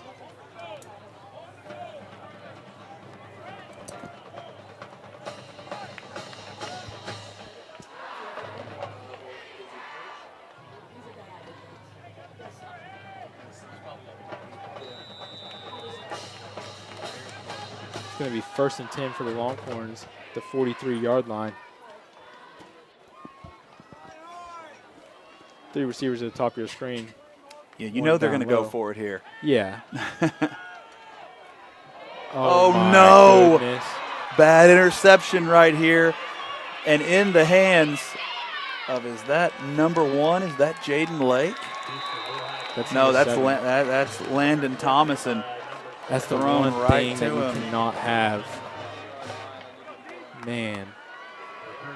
Looks like he got a little, I don't know what, he had, Gavin Campbell was the closest receiver to that ball. I'm not sure what Will Height saw right there. Don't know if he saw number he's 7. Yeah, and he's incredibly frustrated. And Yeah. what's hard for him, again, is the mental Defense, reset. yeah.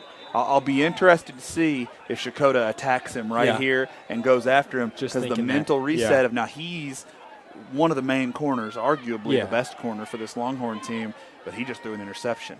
So do you go after him right here? It's like they're looking his way. Oh, what a throw right there by Roland. I thought Brendan Lawley was about to pick that off. But what a throw. I mean, we had a perfect view for that throw. That was impressive. Buddy, I'm telling you right now, this sophomore quarterback Oh, can yeah. play. What a confident throw where only his guy could catch it. And Checotah's going to take their second time out of the half, leaving them with 1 and a 2nd and 6 here on the 35. Man, that throw was crazy. That was unbelievable. He's had a few tonight, man. He has. can absolutely sling it. I've been incredibly impressed. And that's after watching him on film. He just didn't throw it a lot. Yeah. Again, you're talking about a guy coming into tonight. He had 155 passing attempts and 150 rushing attempts. So it's not like, and again, 155 passing attempts is not that many. Yeah. Ultimately, but man, he can absolutely sling it when they give him an opportunity, and when his line does a great job giving him time like that. Yeah. That's the kind of thing he can do. And I feel like that's the difference that the absence of Ellen makes. Ellen. Sorry, guys. Ellen makes for this quarterback. I mean, he hasn't really got to throw it a lot this year, but Ellen over 1,000 rushing yards. He's going to step up. Picked off by Jace Kent, and he's got an open space, and that it's going to be hard to catch Jace Kent, and he's going to go all the way for a 85-yard pick 6 by number 21, Jace Kent. What a turnaround for the Longhorn defense. I mean, now the lights are flashing in Inola. Wow. That dude, that freshman is a game changer. What? I mean, again, without looking at a replay, Wow. I'm not sure what Roland saw right there, but Kent reads it perfect, Man. runs through the pass right there, and takes it to the house. I mean, he caught that at full speed. Oh, yeah. I think that was the loudest I ever seen this place get. My Just now. goodness. What a wild end to this half, Big Cat. Golly. I We am. still got 6 seconds. Who knows what could happen now? Yeah. I mean, you think back to, okay. you think back to Longhorns get 3, right? 3. They go and score 3 points. It's 7-3. Okay. Next play, seam route, Roland to Thomason. Somehow Schwing catches him. Roland punches it in. 14-3. We adjust our kick return so that they kick it to the second level like we've probably seen them on film, and they did the first time. They kick it deep to the sophomore Lane Padgett. Lane Padgett has the most improbably good return I've ever seen. Longhorns go down, punch it in with the swing pass from Will Height. Turn around, Checotah has to punt it after a 3 and out. Longhorns throw an interception on the first pass. Checotah throws an interception that gets returned for a touchdown. I mean, it's been the craziest last 6 minutes I've ever seen. It's like a whole game in this, 5 minutes that we've had. It's crazy how much this game has changed in 5 minutes. I mean, it has been astonishing. I mean, what an insane end to this half.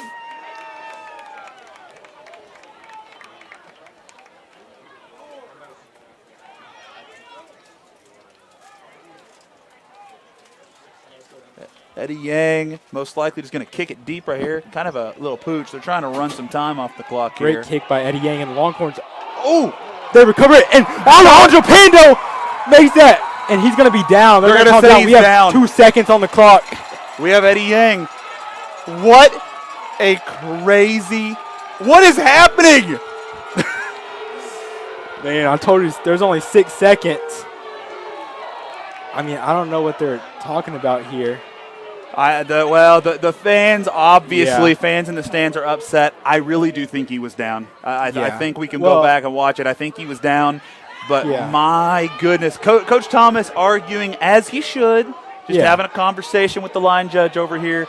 Hey, he called what he called. Yeah. I fully expect a field goal attempt right here. Hey, I what- don't even know how to hey, write all this down on my What I notes. tell What's you? going What on? I tell you? 6 seconds. Who knows what could happen? I mean, This has been one of the craziest endings to a half that I have ever seen at any level of football. this is unbelievable. I mean, wow. I mean, whether Yang makes this or not doesn't even matter to no. me because the swing, Yeah. swing of how And guess who gets the ball in the second half to start the second half? The Longhorns. the Longhorns get the ball to start the second half. We're going to take a timeout, and I mean, this crowd is just going crazy right now for the Longhorns. I mean, if you're Coach Thomas right here, you got to be electric right now. Oh, For my how- goodness. I mean, we talked about it. Those mistakes. I mean, Longhorns had it rough in that first quarter. I believe they had like 8 penalties in the first quarter. Now, I mean, the whole game is just flipped around. 2 mistakes back-to-back by the Wildcats. I mean, just what an unreal. I'm I don't- speechless. This game has I might need rendered to me get like speechless. pinched or something. I don't know if this is real. I mean, this game has rendered me speechless more than I've been speechless all season. I mean, just incredible. And then an opportunity Eddie Yang, I mean, for Yang to come out here. shoot, I'd be nervous if I'm him. I mean, Yeah, he I mean, doesn't I'm just really. like- He doesn't really. Yeah, he he's don't told get me. nervous. He said he doesn't think about it. He just No. kicks. It's like whatever. If it goes in, it goes in. I just kick. yeah. Good snap. Eddie Yang, that kick is going to be good. No. Oh, no good. Wide left. Wide left. It looked good from here, but the Longhorns are going to head into half with a 17-14 lead in a roller coaster of the last 5 minutes. I mean, if you're the Checotah Wildcats, you got to be, like, your mind has to be racing right now. You don't know what just happened. I don't know what just happened. Unbelievable. Yeah, well, I mean, I think we all need a little bit of time here to catch our breath. We're going to take a little bit of break here for halftime, and we'll be back with who knows what the second half has in store after the end of that first half. But stay with us right here on Longhorn TV, and we'll be back with second half action here in about 20 minutes.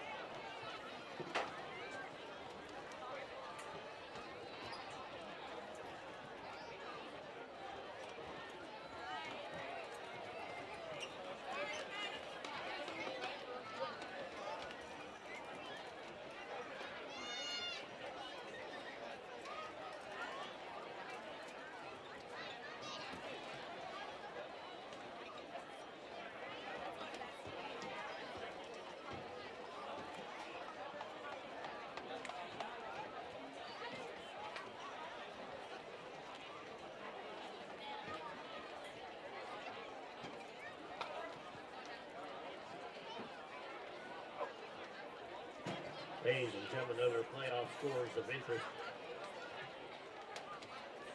at halftime. Berryhill 14, Holland Hall 7. halftime, Lincoln Christian 49, Jay nothing.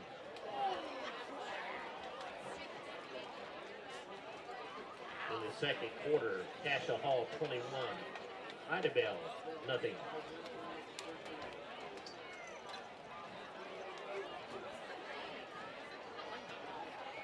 A game of interest in Oklahoma City, Heritage Hall 31, Seminole 6.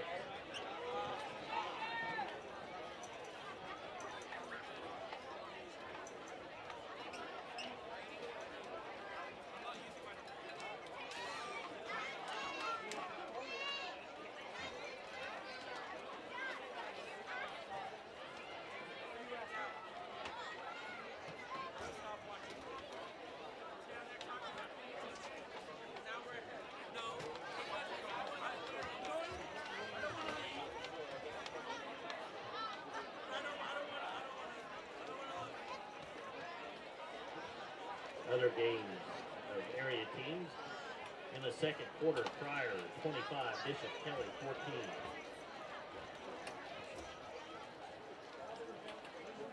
Claremore 21, Toledo 13 at halftime.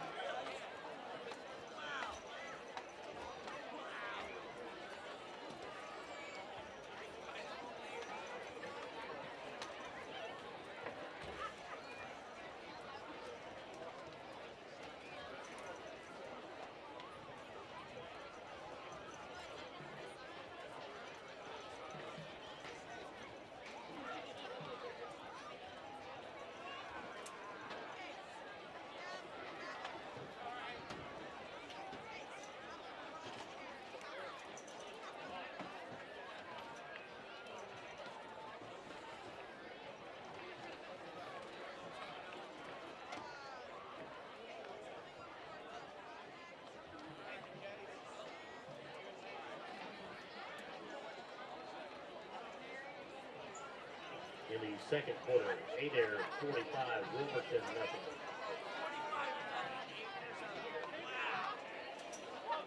Salina 28, Antlers nothing in the second quarter.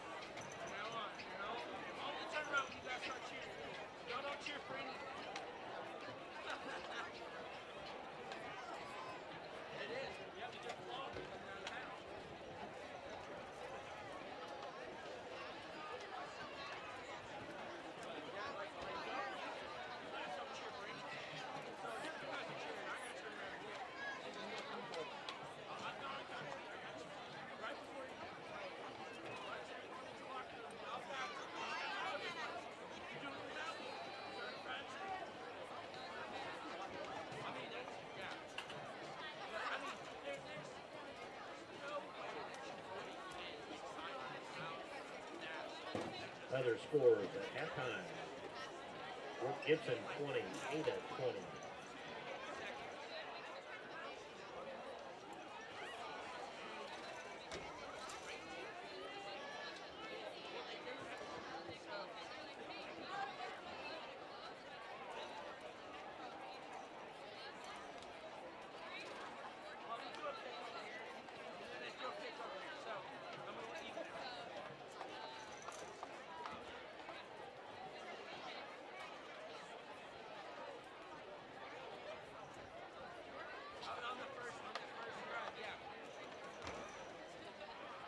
In the second quarter, Broken Bow 36, Packers 14.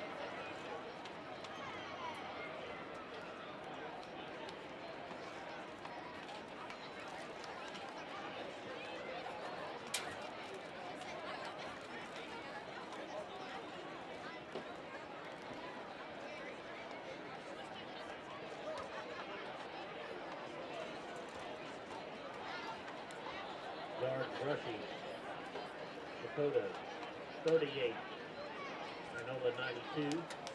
Yards passing, Checotah 149, Inola 81.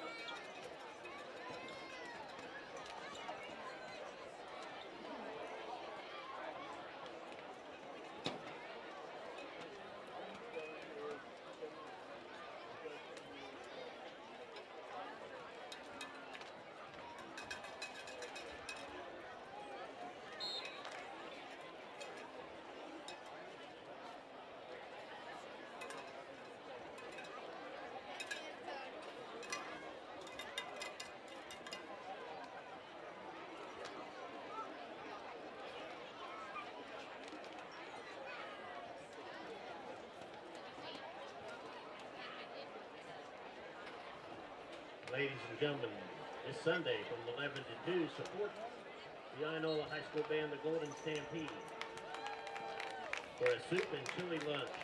Suggested donation of $10 per adult and $5 per child. The lunch is in the Inola High School cafeteria.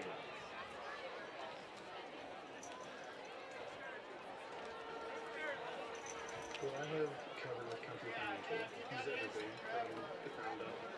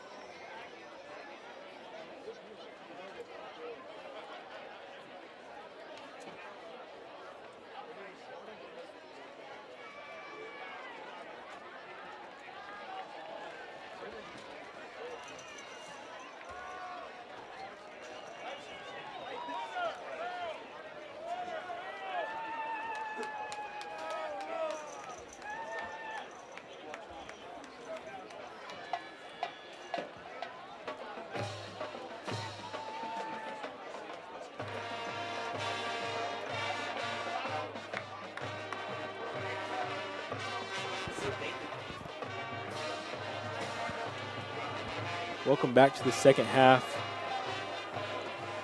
of the first round of the 3A playoffs. Longhorns up 17-14 after a crazy first half, or a crazy ending to the first half. I mean, what an ending. We got Jace Kent and Brendan Lawley back to receive this one. Zeke Rodriguez, Micah Schwing, Lane Pageant, and Houston Wilhite in the middle. Start of second half action. Seen him kick off pretty deep every single time so far.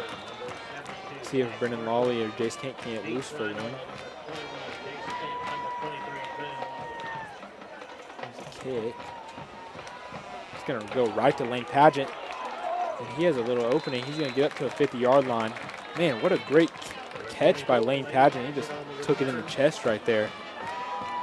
What a crazy catch. I don't know if you saw that swope as you're just getting back. Sorry, man. I'm doing some troubleshooting. One of our cameras is going down, but now it's coming back. We're doing a bunch of troubleshooting around here. We're all right. Man, what happened? What'd I miss? I mean, well, 72 kicked a line drive.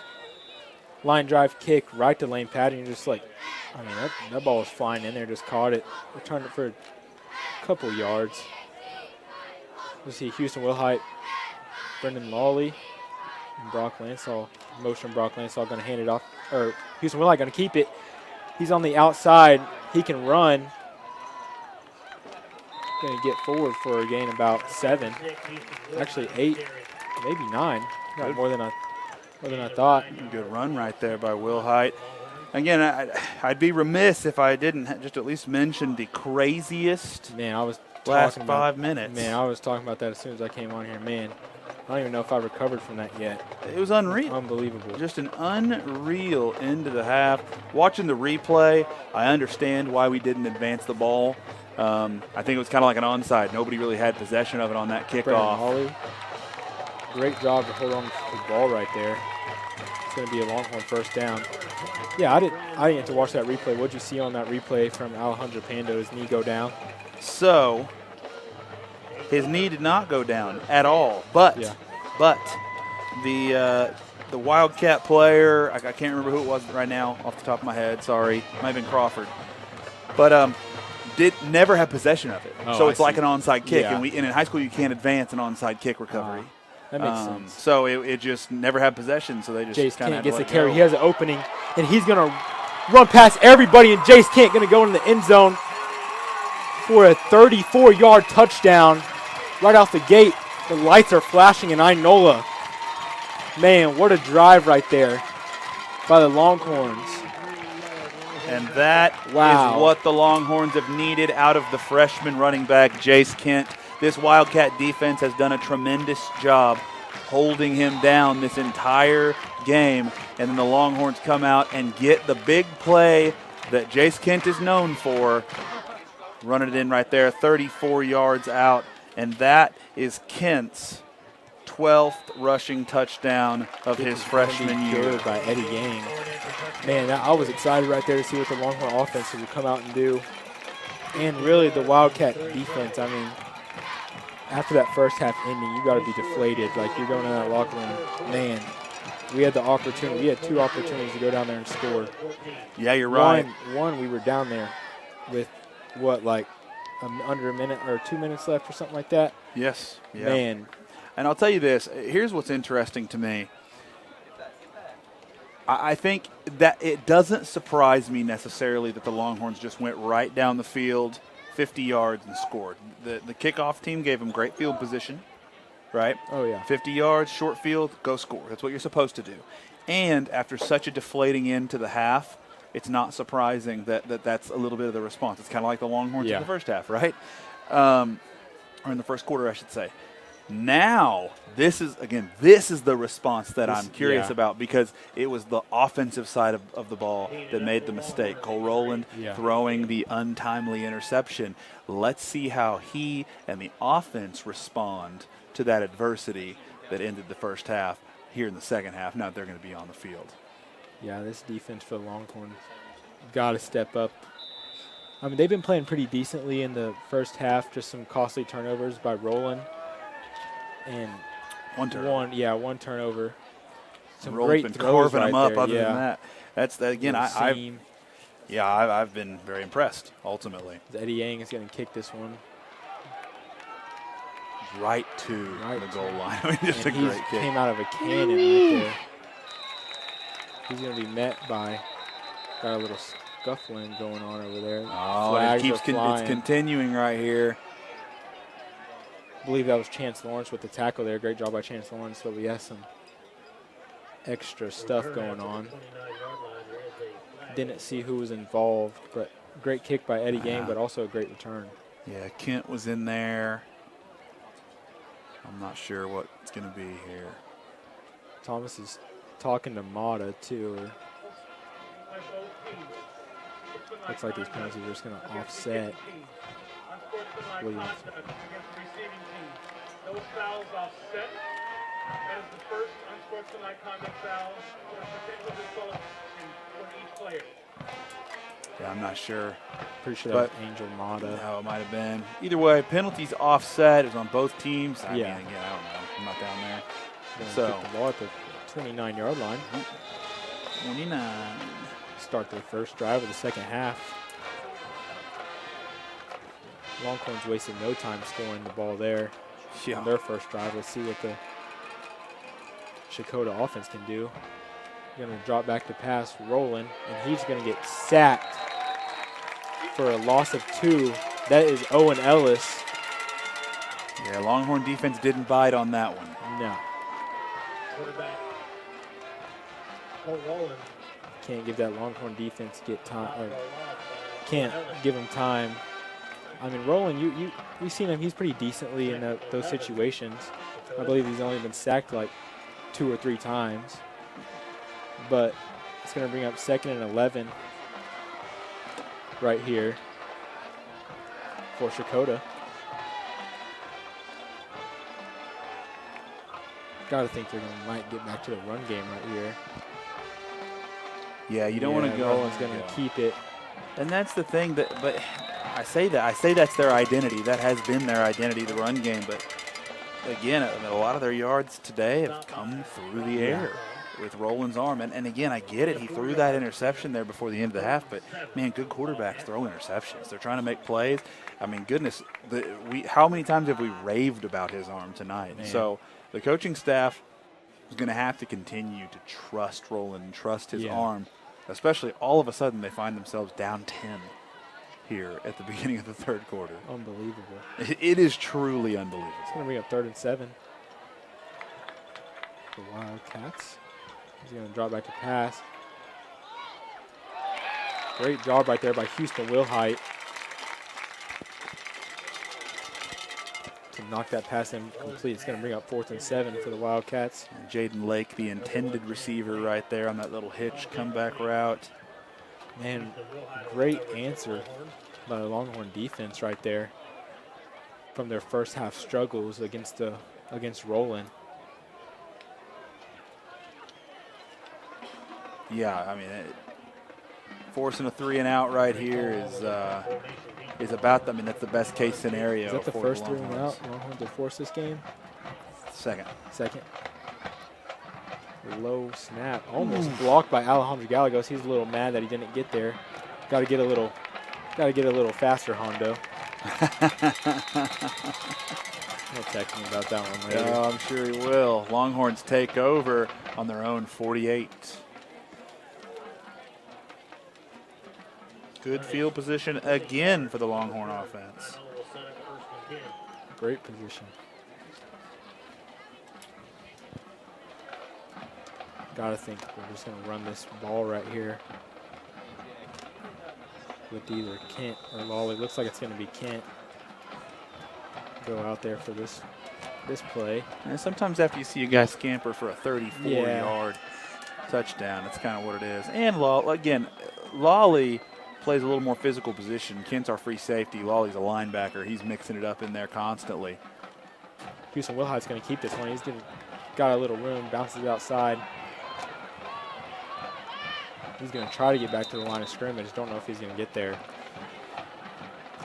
That's where bouncing it outside a little Yeah. bit can be dangerous, right? He maybe would have had to cut it upfield, and he would have only gotten 2 yards, but it would have been 2 yards, whereas they're ending up losing a yard almost on that play. So that's, again, Will Height trusts his speed, no doubt about it. That's Yeah. why he wants to bounce it out.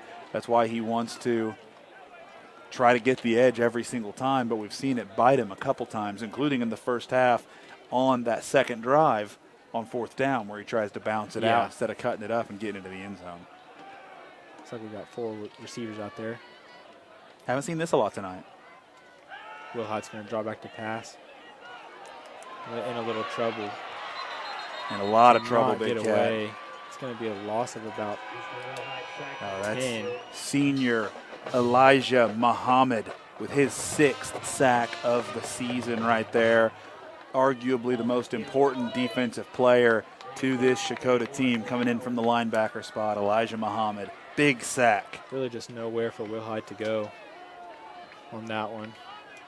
I say linebacker. I guess it's more of a D-end hybrid, kind of like the way we use Helling. Yeah, 3rd and 21 here. Kent's going to go out. Got a flag on the play. Waiting to see the call.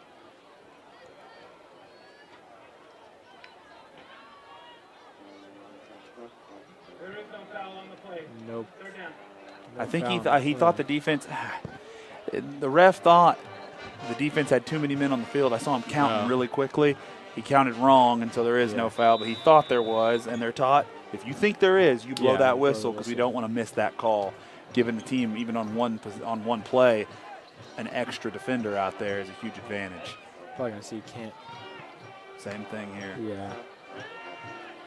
Will Height Throw it up to one-on-one. Micah Schwingen. Micah Schwingen has the catch at the 20-yard line. Longhorns are going to have it at the 19-yard line. Great catch by Micah Schwing. And again, well defended by the Checotah Wildcat defender right Oh. there. But a great throw where only his guy could catch it by the senior Houston Will Height, making his first start tonight. I mean, my goodness. Amazing. That is the throw. I've said it multiple times Yeah. tonight, but you don't want him to throw too much, but you are comfortable with a one-on-one with the receivers line the Longhorns have and with Will Height's arm going deep. That's his throw. Yeah, we got Brock Lansall in there. Going to hand it off to Jace King. He's going to make a cut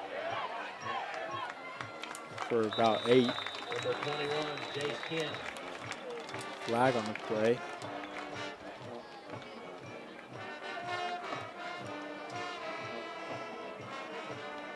Looks like maybe holding. Holding. Another holding call. Flag on the play. Big play for Looks like Will Height's going to come out of this. Looks like we might see a wildcat from Jace Kent, I assume, or Brendan Ollie. They're both out there. Yeah, it could be either one right here. See Haven't Coach really, Thomas haven't talking really to his seen quarterback. this much. With all 3 of these guys Yeah. out here, no. And you're going to see it snap to Kent, I would imagine. That's kind of usually what they do is they want the ball snapped to Kent, and then he makes the read from there. That's Maybe a awesome. read option. We'll see. Kent's just going to take this outside. He has some blocks. Just going to get to about the 21, 22. It's going to bring up 3rd and 11. You're in range for Eddie Yang here. You are. Don't want to And- make any huge mistakes to back him up even more, to make it more difficult. And I wonder, again, Same you're, formation, it's yeah. actually just 2nd and 11 because the Oh, last one was a 2nd and penalty. So, again, 2nd down, no harm to stay in this same formation. Same They're going to play run right the here. same play. Not as much room to run right Maybe for there. about 2. Number 21, Jace Kent again will carry. It's going to be 3rd and 9. Let's see. I'm still not seeing Will Height come back out there. So I think they're going to stay with Gain of the 3 yards. Wildcat formation here. Bring up 3rd and 9 for the Longhorns. Just want to get some more points on the board this drive. Get some extra little cushion. Defense is playing well coming out of the half so far. Motion the other way this time to the wide side of the field. Kent's not going to have a lot of room, but he Makes cuts a it back cut. the other way. Makes another cut. It's going to be enough for a Longhorn first down. Two great cuts by Jace Kent. It's hard to tackle that kid. Well, that's why the Longhorns go with that wildcat formation and put it in his hands right here. Yeah. Is, again, when they've been doing designed quarterback runs with Will Height's been trying to bounce it. That's not what Kent's going to do every time. Kent's going to make the read and try to hit the hole hard. And now I think we're going to see some wildcat maybe with Lansaw. Got Brock. No, it's Brennan. Brennan going to receive. I thought Lansaw for a second was in the quarterback I'll spot. say here, Brennan Lawley's going to take the snap. He's going to make a cut. He's going to And get into Lawley's the end in. zone for a Longhorn touchdown. The lights are flashing in Inola. Great run. Way to just follow his block right there. See Gus Robinson doing a little dance right there. That's Lawley's 10th touchdown of the season. The senior having a great year. Crosses the Longhorns into the 30s with that touchdown run. Man, that last 5 minutes of the first half really just killed the Checotah. The sidelines, man. I mean, It really had. I mean, that is one thing kick is going to be good. that's without a doubt is, and I think it's more real in the playoffs than any other time of year, and this goes for just about any sport. Momentum matters. Yeah. And the way the Longhorns were able to overcome the Will Height interception, to get an interception by Kent, he runs it back. The momentum and the excitement that gave them is just, it's so noticeable right now. Yeah. I mean, they've gone on an incredible run. It was 14-3. Yeah. 14-3. The Longhorns have scored 28 unanswered points. Amazing. Just tells you what this offense, this Longhorn team can do. I mean, it was all started with special teams. Lane Pageant, what a great return. Then you had Jace Kent, pick 6. Then you got that another special teams play down here to give a chance The for Lane Eddie Pageant, Gang. still my favorite. That's crazy. That's still crazy. I I couldn't. don't know how he broke all those tackles. It was unreal. It's the best run of the night.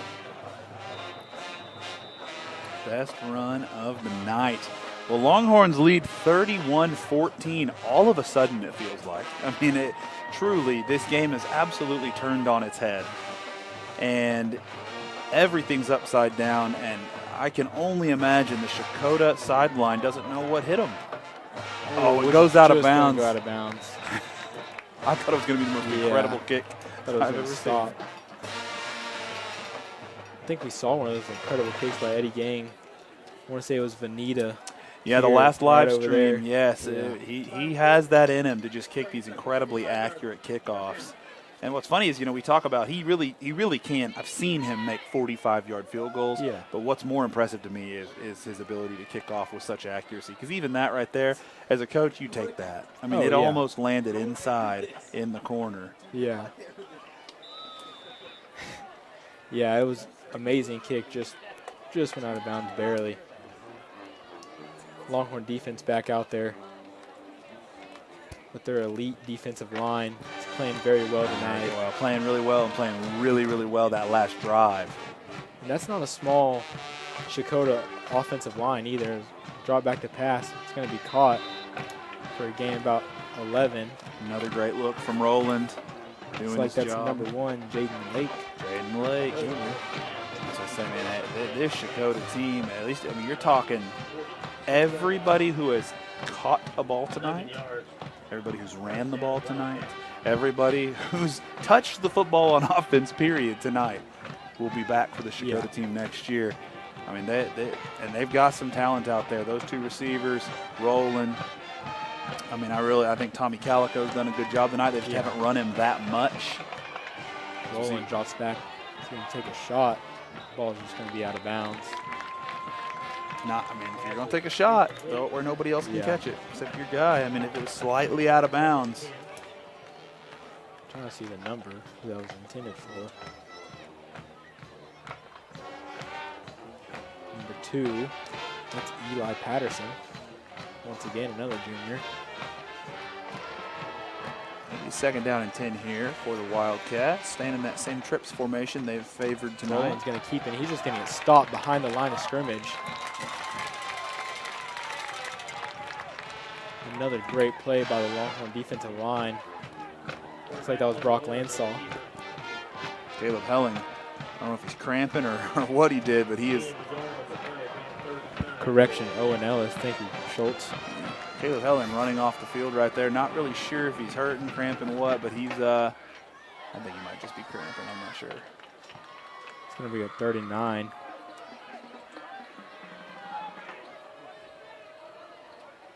Roland takes snap, low snap.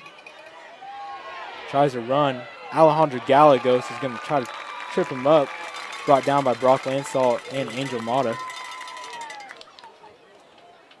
Angel Mata on the tackle for the Longhorns. Going to bring up 4th and 6. Yeah, and it's definitely 4-down territory when you're down Yeah. by this much and you're looking for some positivity. I definitely think, I mean, you're going to see Roland drop back to pass. Will he pass it? I don't know. He could scramble. He's a good enough runner. But you definitely go for it here. Yeah. Every coach in America is going to go for this right here. Yeah. Just season on the line.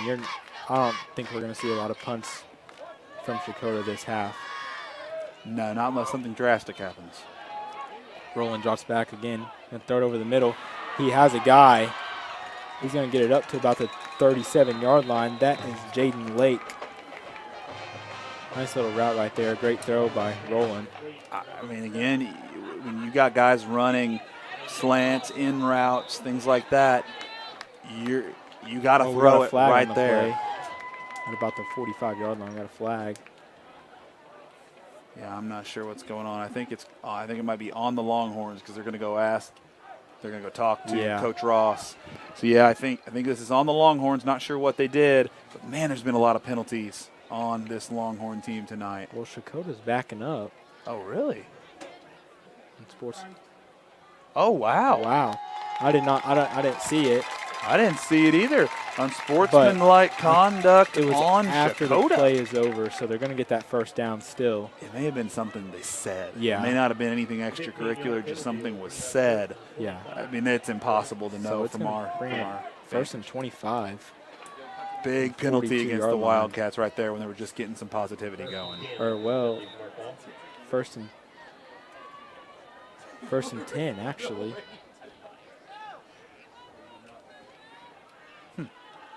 Roland's going to draw back pass. He's pressured.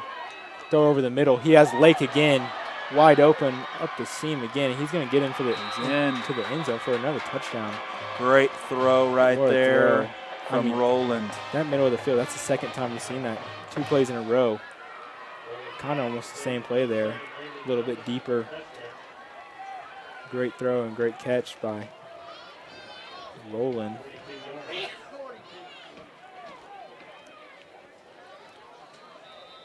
And again, man, I'm telling you, the Longhorns, the corners on this Longhorn team have made some plays this year, and they are not bad. But look how open these Checotah receivers are. Lake and Thomason especially.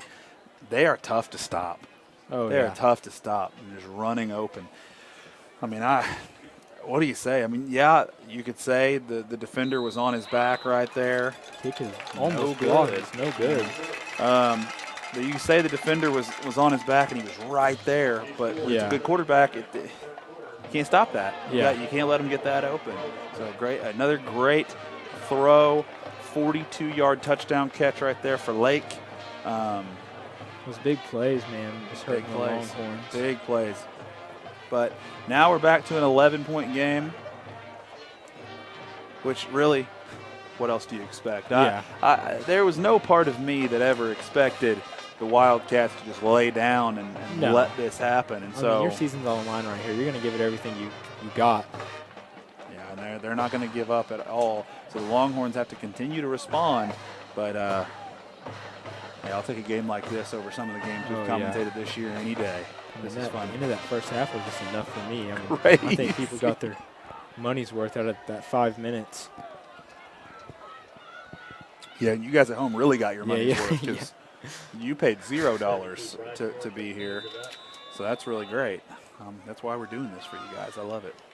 Brendan Ollie and Jace Kent back deep for the Longhorns. Yeah, let's see. Now they're back deep. Yeah, Let's see we if they saw kick him it short again. They're gonna kick it. that's man. The Jace bounce. Kent. That is such a tough That's kick. a tough kick. He's gonna pick it up, break up tackle, and he can't really go anywhere. No, he has nowhere to go right there. Great job by the kick-off coverage team by the Wildcats. Yeah, great job by them. It's going to be 16. It looks like it's gonna be the 16. Well, we got a flag at the 38-yard line. See what the call is right here. Some discussion.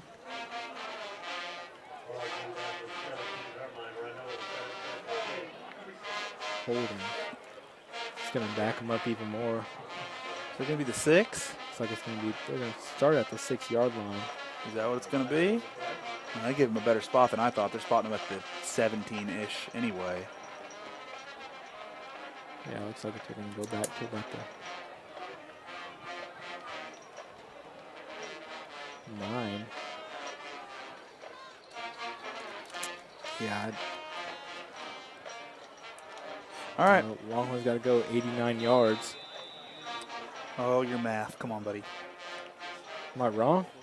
Oh, 91 yards. There you go. Hey, not in a math class this year. I'm not. I'm an English teacher. Gonna hand it off to Brendan Lawley. He stumbles. Our camera guy got faked out right there. Got faked out by that one. He's gonna get about 3 or 4. 3 or 4 is all you need. Nothing fancy about it. Get 3 or 4. What's the saying? 3 yards in a cloud of dust. I'm happy with Yeah, that. let's go with that. Yeah, 3 yards. You never heard that? never heard that. Oh, come on. Come on. I think the Longhorn offense is gonna try to run it. Try to get to the 4th quarter. About 2 minutes, and Brendan Lawley's gonna take it. He has a hole. Great He's gonna cut. get a first down.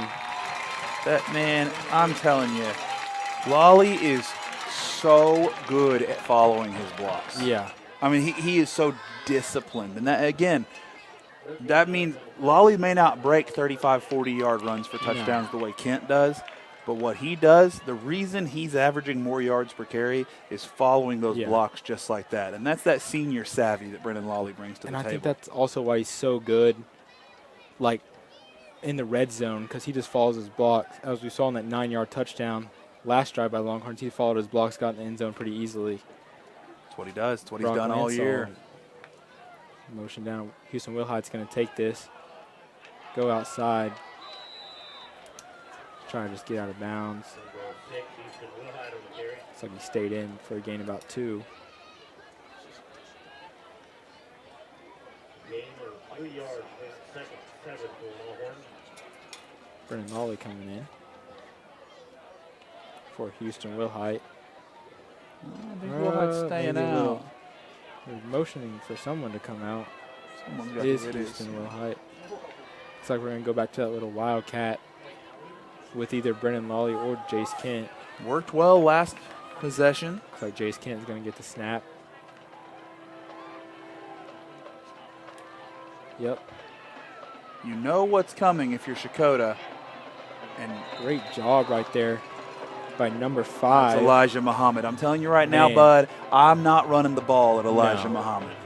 I mean, I know we've done it a few times to varying degrees of success, but, buddy, I ain't running it at Elijah Muhammad. That guy, 56 tackles on the season, 16 of them for a loss, 6 sacks. He's forced 3 fumbles. I mean, this guy, he is a one-man wrecking crew on this Checotah defense, and you get to see it right there. Got to bring up 3rd and 10 at the start of the 4th quarter here. Well, you know what this means? Another quarter break means I got to get through these sponsors, because we got to thank these people for making this possible for us. So thank you, Speedies. Join Speedies Fast Reward Program so you can feed your hunger and satisfy your thirst while saving money. Open 5 a.m. to 11 p.m. Stop in. Thank you to Oklahoma Farm Bureau Insurance. Please call Christy Yoder for any of your insurance needs: life, annuities, commercial, home, and auto. Thank you to Spine and Sports Rehab, your local chiropractic and sports rehab facility. Thank you to Pizza Corral, Buffet Monday through Saturday, 11 to 2. Wednesday night, 5:30 to 8. Phone number is 918-476-4507. Thank you to Bison Grounds Coffee, great service, great people. And thank you to Meadowbrook Nursing Center. Their mission is to strive to create a home-like environment while providing the quality care your loved ones deserve. We do this by nurturing an environment of healthy, purposeful living filled with joy, activity, and personal relationships. Meadowbrook Nursing Center's commitment to each resident is to treat them with dignity and respect. Here we go, 3rd down and 10 for the Longhorn offense. Oh, definite hold right there. Play is going to continue, but it's not. It's definitely a hold, I would imagine. They have to let it keep going. Oh, and Helling is cramping again. Hey, I know it's a hold here, but let's talk about Caleb Helling just for a second before this next play. Caleb Helling, leading receiver for this team, 26 catches for 431 yards and 4 touchdowns coming into this one. Had a really great season, especially considering this is a Longhorn football team that doesn't throw the ball all that often. So just a great job by Helling this year. Again, unfortunate for the hold right here, but we see him getting stretched out at the 50-yard line. He is cramping big time tonight. Yeah. Look at this. I mean, he's locked up. So I hate to laugh. I just know Caleb. So, but he might be laughing right now knowing Caleb. Yeah, that's true. But you got to think, Caleb hardly ever comes off the field. Hardly ever. I mean, kickoff and kick return are the only times he's off the field. And you know he's giving it his all here tonight in the playoffs. And unfortunately, after a great reception and great throw by Wilhite to Helling, it goes for nothing with the hold, and it is 3rd down and 20 Longhorns. Yeah, I almost think we might see just a run here maybe. We're going to see a little reverse to Micah Schwing. He's going to break a couple tackles. He's going to keep staying on his feet. I mean, great. Flag on the opposite side over by the 15 there, Big Cat. Way back there. Gain of 13 yards. It's like talking to Coach Ross over there.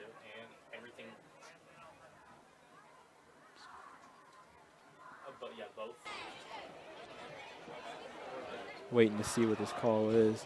We're going to decline it. Illegal motion on the offense. That penalty is declined. 4th down. All right, illegal motion. Yeah, penalties decline. Going to bring up 4th down.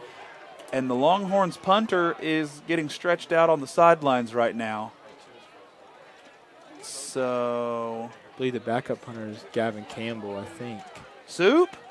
Pretty sure. Oh, Pando's going back there, actually. Okay. Alejandro Pando. Longhorns got a punt here, deep in their own territory. Oh, Pando. 4th and 6. Alejandro Pando, proud Longhorn media member when he shows up to class. He's back there to punt, and we ran some guys on the field a little bit late. Yeah. Goodness, the penalties tonight have been unbelievable, Big Cat, for the Longhorns.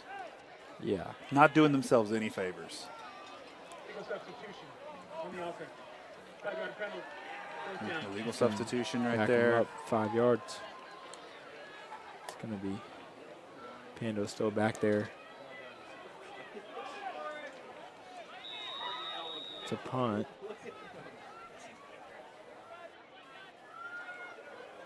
See what Pando can do here. I believe this is the first time we've seen him punt this year. Soccer player, though. Short punt, takes a Checotah bounce. Looks like they're going to get it at the 40-yard line. See what the Longhorn defense can do. Very important drive right here for the Wildcats. It is incredibly important for the Wildcats, and I'll tell you what, the Longhorn punt team, the Longhorn offense did them a lot of favors right there with some penalties and some miscues. And you see right there, Caleb Helling getting stretched out. It's his calves for sure. They're just stretching out his calves. So, again, 10:47 remaining here. 31-20. Longhorns up by 11. Checotah with a gigantic drive opportunity in front of them. Owen Ellis with the pressure. Man, I don't know if I would have caught that if I was him. But you're gonna see. got it. It's easy. It's so easy. From up It's here. so easy to say that, but Yeah. the ball's near you. You catch the ball a lot of times. I mean, Yeah. it's just what you do. Lost It's what you about do. 3. So you can't blame him for catching that one. Great pressure right there by Owen Ellis Calico loss of on the backside. 3 on the play.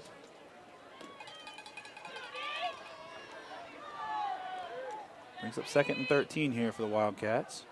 Rolling going to draw back to pass again. Swing. He's Gonna so be- patient. Yeah. Just going to be pushed out of bounds by Angel Mata. He's very patient. I mean, he does not. I'm just telling you, he does not look like a sophomore when No. he's got time. Yeah. I mean, there's been moments tonight where it's like, ooh, he could maybe force that one, but overall, Yeah. I'm telling you, Cole Rowland. They're going to be really good next year and the year after. I mean, they are. He is the real deal. Not sure what we got here. Don't know. Ref just blew the whistle. Time Clock operator, please put 9:54 on the clock. Well, they're saying the clock's Clock. wrong.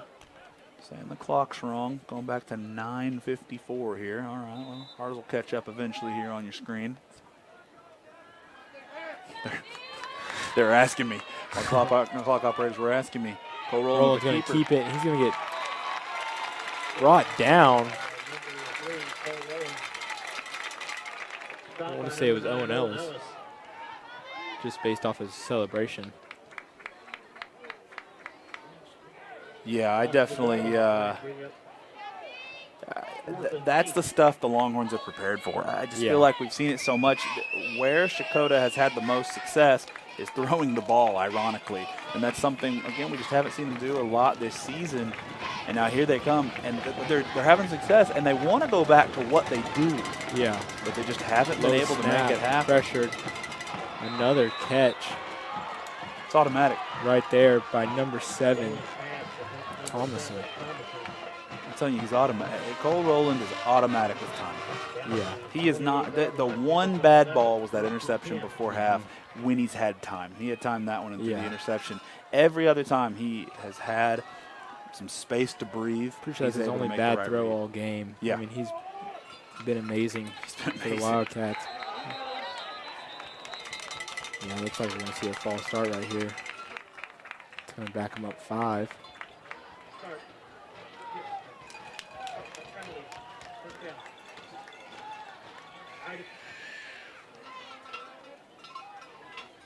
First and 15 now from the 33-yard line. Haven't really seen much run in the second half.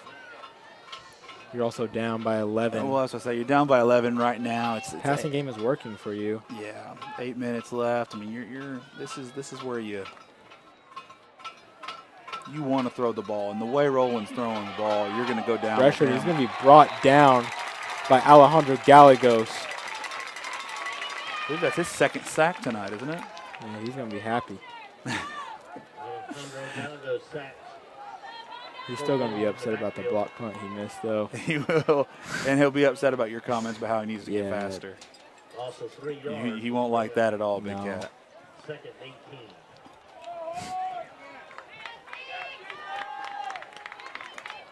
Tough situation right here. 2nd and 17. Again, if it's all about, can the Longhorn defense continue to put pressure on the offense? Yeah. Quarterback rolling by the keeper. I haven't really noticed this, but we have Alejandro Pando at defensive end on the backside, just coming off the ball. He's Caleb's backup in every way. I mean, Helling plays D end. Well, Helling's out. Pando go out there. yeah. Helling punts. Pando go out there. he's the Helling backup right now. Yeah, Wide receiver. Yeah, wide receiver. You haven't, but I haven't seen him play D end. This is new. Yeah, this is new. And draw back the pass, hit as he thrown. He got a guy open. It's going to be tipped by Jace Kent and picked off by Houston Wilhite. Wow, what a great tip right there by Jace Whoa, Kent. Another. We're gonna see. Yeah, that was Yeah. that was pretty obvious by Landon Thomason. Yeah. And then there's something else going Another over flag. here, down here near the 40. Pass is intercepted. There's going to be a couple Yeah. penalties, it looks like, but I think the interception will stand. But what awareness by Houston Wilhite after that tip ball by Jace Kent. Yeah, that was a heads-up play right there if I've seen one all night. A lot of flags on this play. Yeah, there's a lot of activity right there after the play. Let's see what the call is. Foul. By the passing. Personal foul on the passing team. After the play, personal foul on the passing team. Looks like they're going to be both on Checotah. Wow. Man, that's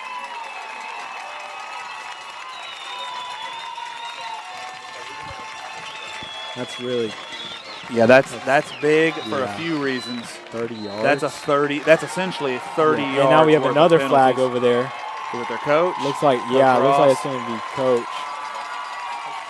Looks like that's going to tack on another 15. Just like that, you just gave the Longhorns 45 yards. I mean, that might be their longest play all night. You don't see this very often. I mean, that just flipped the field. I mean, That's unbelievable. Pretty sure that's Unbelievable miscue right there by the Wow. Wildcats. Showing some frustration here late in the fourth quarter. I think that play happened at the 20-yard line. Got thrown out of bounds there. Wow. Boom. 45 yards. And Incredible. Some frustration being shown for sure on the field and the Checotah sidelines. Reasonably so, the Yeah. frustration. But it flips the field for the Longhorns, and we've got 1st and 10 Inola. see, Jace Kent. Oh, Bad thought snap. That was snap. He gets back on it. Great job by Jace Kent to get back on that snap. I'm telling you, look who's right there, Elijah Muhammad.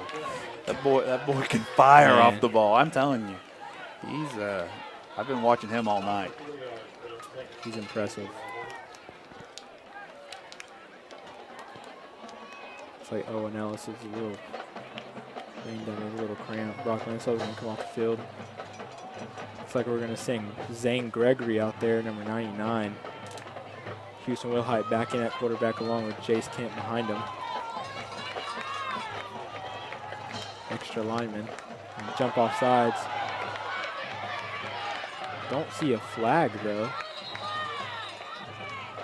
Thought I saw offsides, but Nope, you're wrong.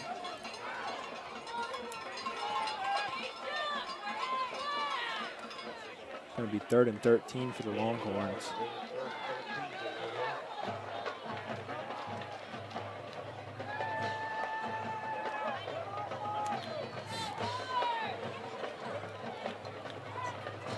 And Longhorns just letting that clock run. They're Yeah. not in any hurry right now, up by 11. Cash Stevens going to motion over. Houston Wilhite take the snap, going to hand it off to Jace Kent. He's going to, Nowhere to go. Elijah Muhammad's right there. I mean, he's just, I'm telling you, man. oh, got a little scuffling down there. I believe that's Gus Robertson. Gus. Great job by Alejandro and Dior to push him away from that.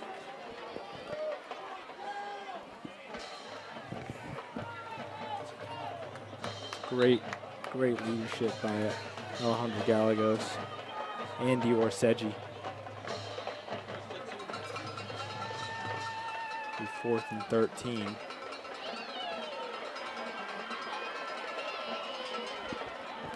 I think they're going to let this one run down Yeah. and then just call the timeout. Are they discussing whether to kick the field goal?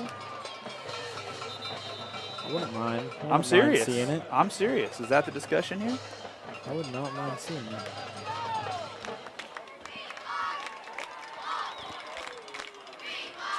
And it is going to be a timeout here. There's going to be a timeout, Inola.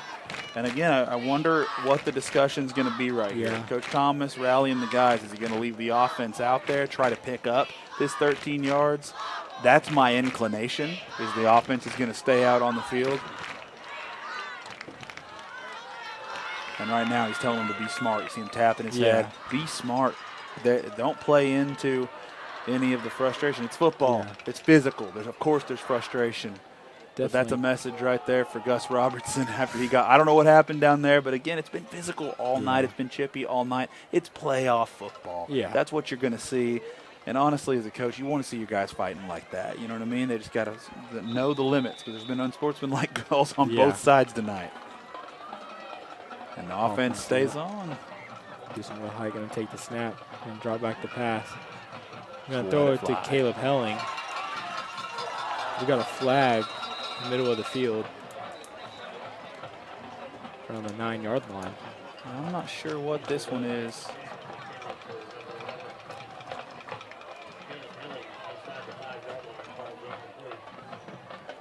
Waiting on the call. Yeah, I'm not sure. I didn't see anything, and where he threw it, it's like it's almost on the back side of the play, not where the ball was thrown at all. So let's see what he calls here.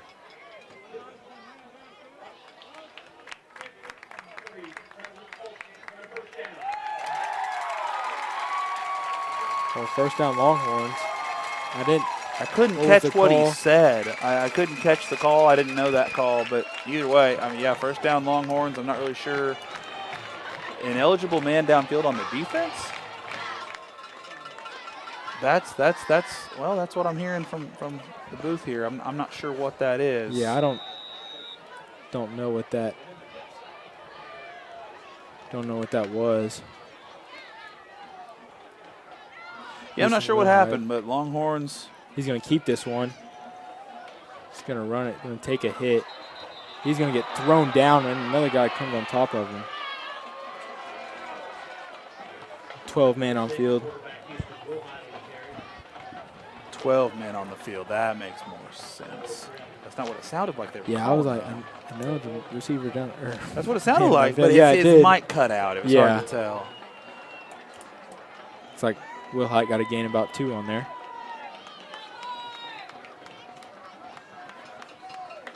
Got Jace Kent and Brandon Lawley out there again, along with Will Hite, quarterback. In motion, Brandon Lawley. What happened here? False start. Penalties, man. Been a lot tonight. Both sides. A lot of penalties.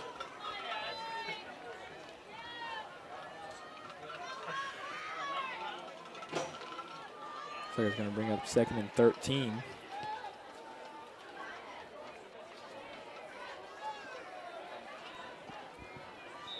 Same formation. Got Micah Schwing at the bottom of your screen and Caleb Helling at the top.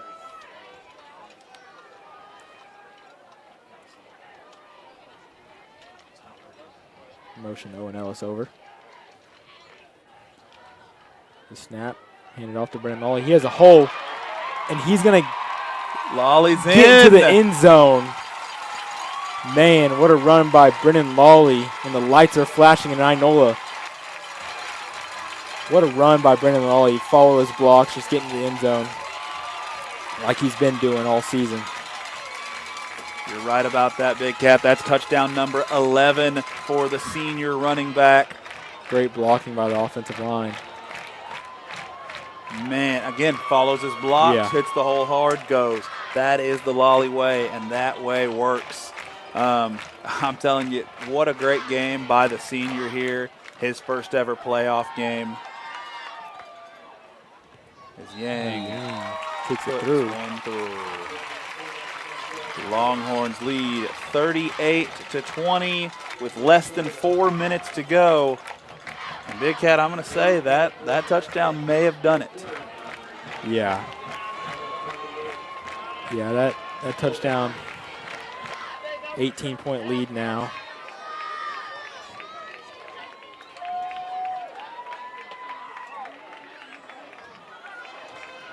Drive was 30 yards and 6 I plays. mean, you got to be deflated if you're the Checotah Wildcats right now.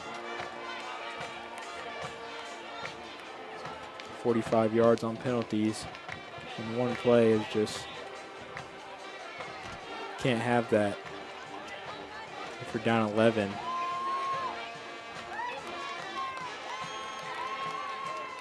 You see Eddie Yang kick this off.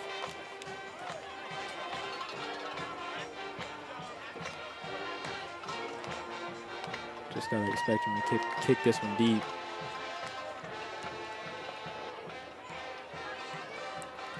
Three minutes and 23 seconds on the clock.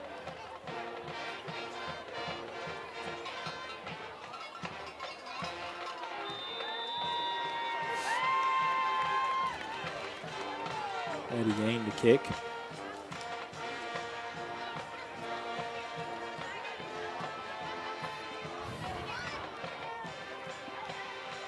Eddie Yang tees it up right on.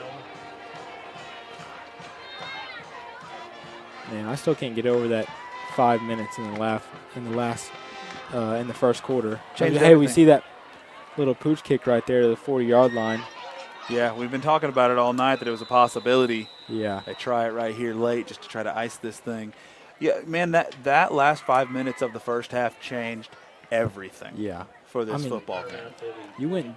You were down 14-3, went up, 28-14. Or you went up 17-14 before the half, then you come out and score. Just like, Yeah. I mean, snap of a finger and you're up by 3 before the half. Yeah, it was unbelievable. I mean, and again, everything's different after that. Yeah. You know what I mean? Everything's different after that. It's just been kind of crazy. Kind of crazy game, man. Playoff football, you never know what's going to happen. That's part of the beauty of it. And the frustration of it as a fan and a coach on the sidelines, a player out there. It's just that never knowing what's going to happen situation. Roland's going to keep this one. He's going to get a gain about 10. Good run by the sophomore. Again, more extracurriculars out here. Yeah. Another great job by Alejandro Gallegos. His leadership, just don't want to make any stupid penalties to cost the Longhorns. Love to see that from a senior. There's a first down for Roland. He's going to drop back to pass, pressured by Zane Gregory. Great job by Zane Gregory there, brought down by Brock Lansall. That's Tyler Yoder doing a little, or that's Hondo doing a little dance. Oh, Hondo. I don't know what that was, but looked like one of those little like car inflatable things that you see at a car dealership. It'll be 2nd and 13. Roland's going to drop back to pass. He's going to roll out. Pressured by Zane Gregory again. Almost gets him. He's going to throw it. Picked off by Jace Kent. Another interception for the freshman. Jace Kent's still running. He's going to be brought down at the 49-yard line. Was that ball tipped by Brendan Lawley too? The ball might have been tipped by Brendan Lawley and intercepted by Jace Kent. And are they having to drag him off? I was wondering about that. The way he got brought down, and he started cramping right there at the end too. But the way he got brought down, they were not he's happy excited. about I can see him down there. He's really excited. Yeah. Can't move his legs, but he's excited. Can't move his legs, but he's excited. Man, what a just turnaround of events right there. Man, it has been a wild night here in Inola, to say the least. But real quick, I mean, I know it's a flip possession, but we've got a couple more people to thank, and I don't know if I'm going to have a timeout to do it. I want to thank Unround Meat Processing, Sportsman's Meat Block, Inola Drug, Malone's Pool Service, Sinclair Inola, and Bank First Inola for your support, for sponsoring us and making broadcasts like this possible. I also want to shout out the Inola Quarterback Club. They paid to make this possible this evening. You got to pay to broadcast playoff games. And so really thankful for them for making this possible for us here as we are under 2 minutes left in this game. A game in which we are going to see the Inola Longhorns win their first home playoff football game since, what I heard today was since 1980. Big Cat. My 1980. Been about 45 years since we have seen the Longhorns win a home playoff game, and we were all here to witness it tonight as it looks like this one is over as the Yeah. Longhorns are in victory formation. And behind the leg of Eddie Yang, the arm and the hands of Houston Man. Wilhite and Micah Schwing. I know I keep and going back to him, but Lane Pageant. He Lane started this Pageant. whole. He just started this whole. Just what was that? 28 unanswered or something like that. Yeah, it was Oh, 28 Longhorns. unanswered. Yeah, 28 unanswered points for the Longhorns. I mean, it was just unbelievable. Great return.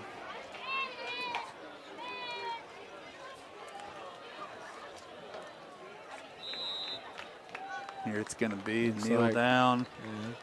I mean, and that's going to do it Yeah, right that's there. gonna do it for the Longhorns. They're gonna get this win. They're gonna move on to the second round of playoffs. So you see all the players jumping around. Now the celebration has begun here in Inola. First playoff home victory since 1980. What an incredible game. What an incredible season that still gets to continue for at least one more week for the Inola Longhorns. Student section coming onto the field to greet their guys. They're going the wrong direction Yeah. right now. I don't think they know where they're. They don't know where they're going right now. No. I'm not sure where they're going. I guess they're going to Yeah, I meet don't it. They're know. just at the 50. But, man, hey, They still don't everybody, know where thank they're you going. so much for watching. You guys, fans from Checotah that watched, thank you so much for watching this production for us. Man, I got nothing but good things to say about this Checotah team and how hard they fight and how they can play. Man, that that Rowland sophomore kid, oh, unbelievable. Cole Rowland's got a bright future the next Yeah. 2 years, quarterbacking for this Checotah Wildcat football team. But, man, the Inola Longhorns come out victorious 38-20 here at home. Again, first home playoff victory since 1980. There's the student section coming to celebrate with the team. What an exciting time to be a Longhorn yeah. here in Inola. Great job by this team. Great job by the coaching staff. And I want to shout out our great crew tonight for Longhorn Media. Mel Coelho on camera. Here comes the Here comes band. the band. Mel Coelho on camera. Joey McCord, Jack Harbor on camera. Matthew Wise producing for us. Emily Welch and Sarai Muley doing the scoreboard. And Big Cat, shout out to you for doing all the games with me this season, commentating. awesome. I appreciate you. It's been a fun football season. Yeah. Guys, you can catch these Longhorns if you're wanting to watch them. They'll be in Oklahoma City at Heritage Hall next Friday for the second round of the playoffs. One of the final 16 left. Thank you guys again for joining us here on Longhorn Media. We'll stick with the live camera here for a second as we stay with Coach Thomas, but me and Big Cat are going to sign off for the last time this football season. And, guys, we'll see you at basketball season. Thank you for watching.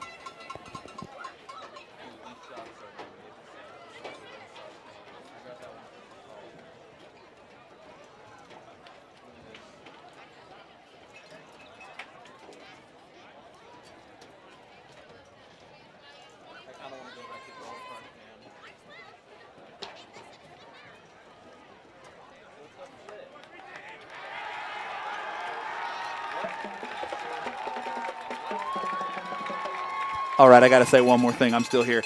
It's 1979, the last time the Longhorns won a home playoff game. And I want to correct, it's not Jack Harbor, it's Jack Williams. Jack Williams on camera. Thank you guys for listening to Longhorn TV. We appreciate it.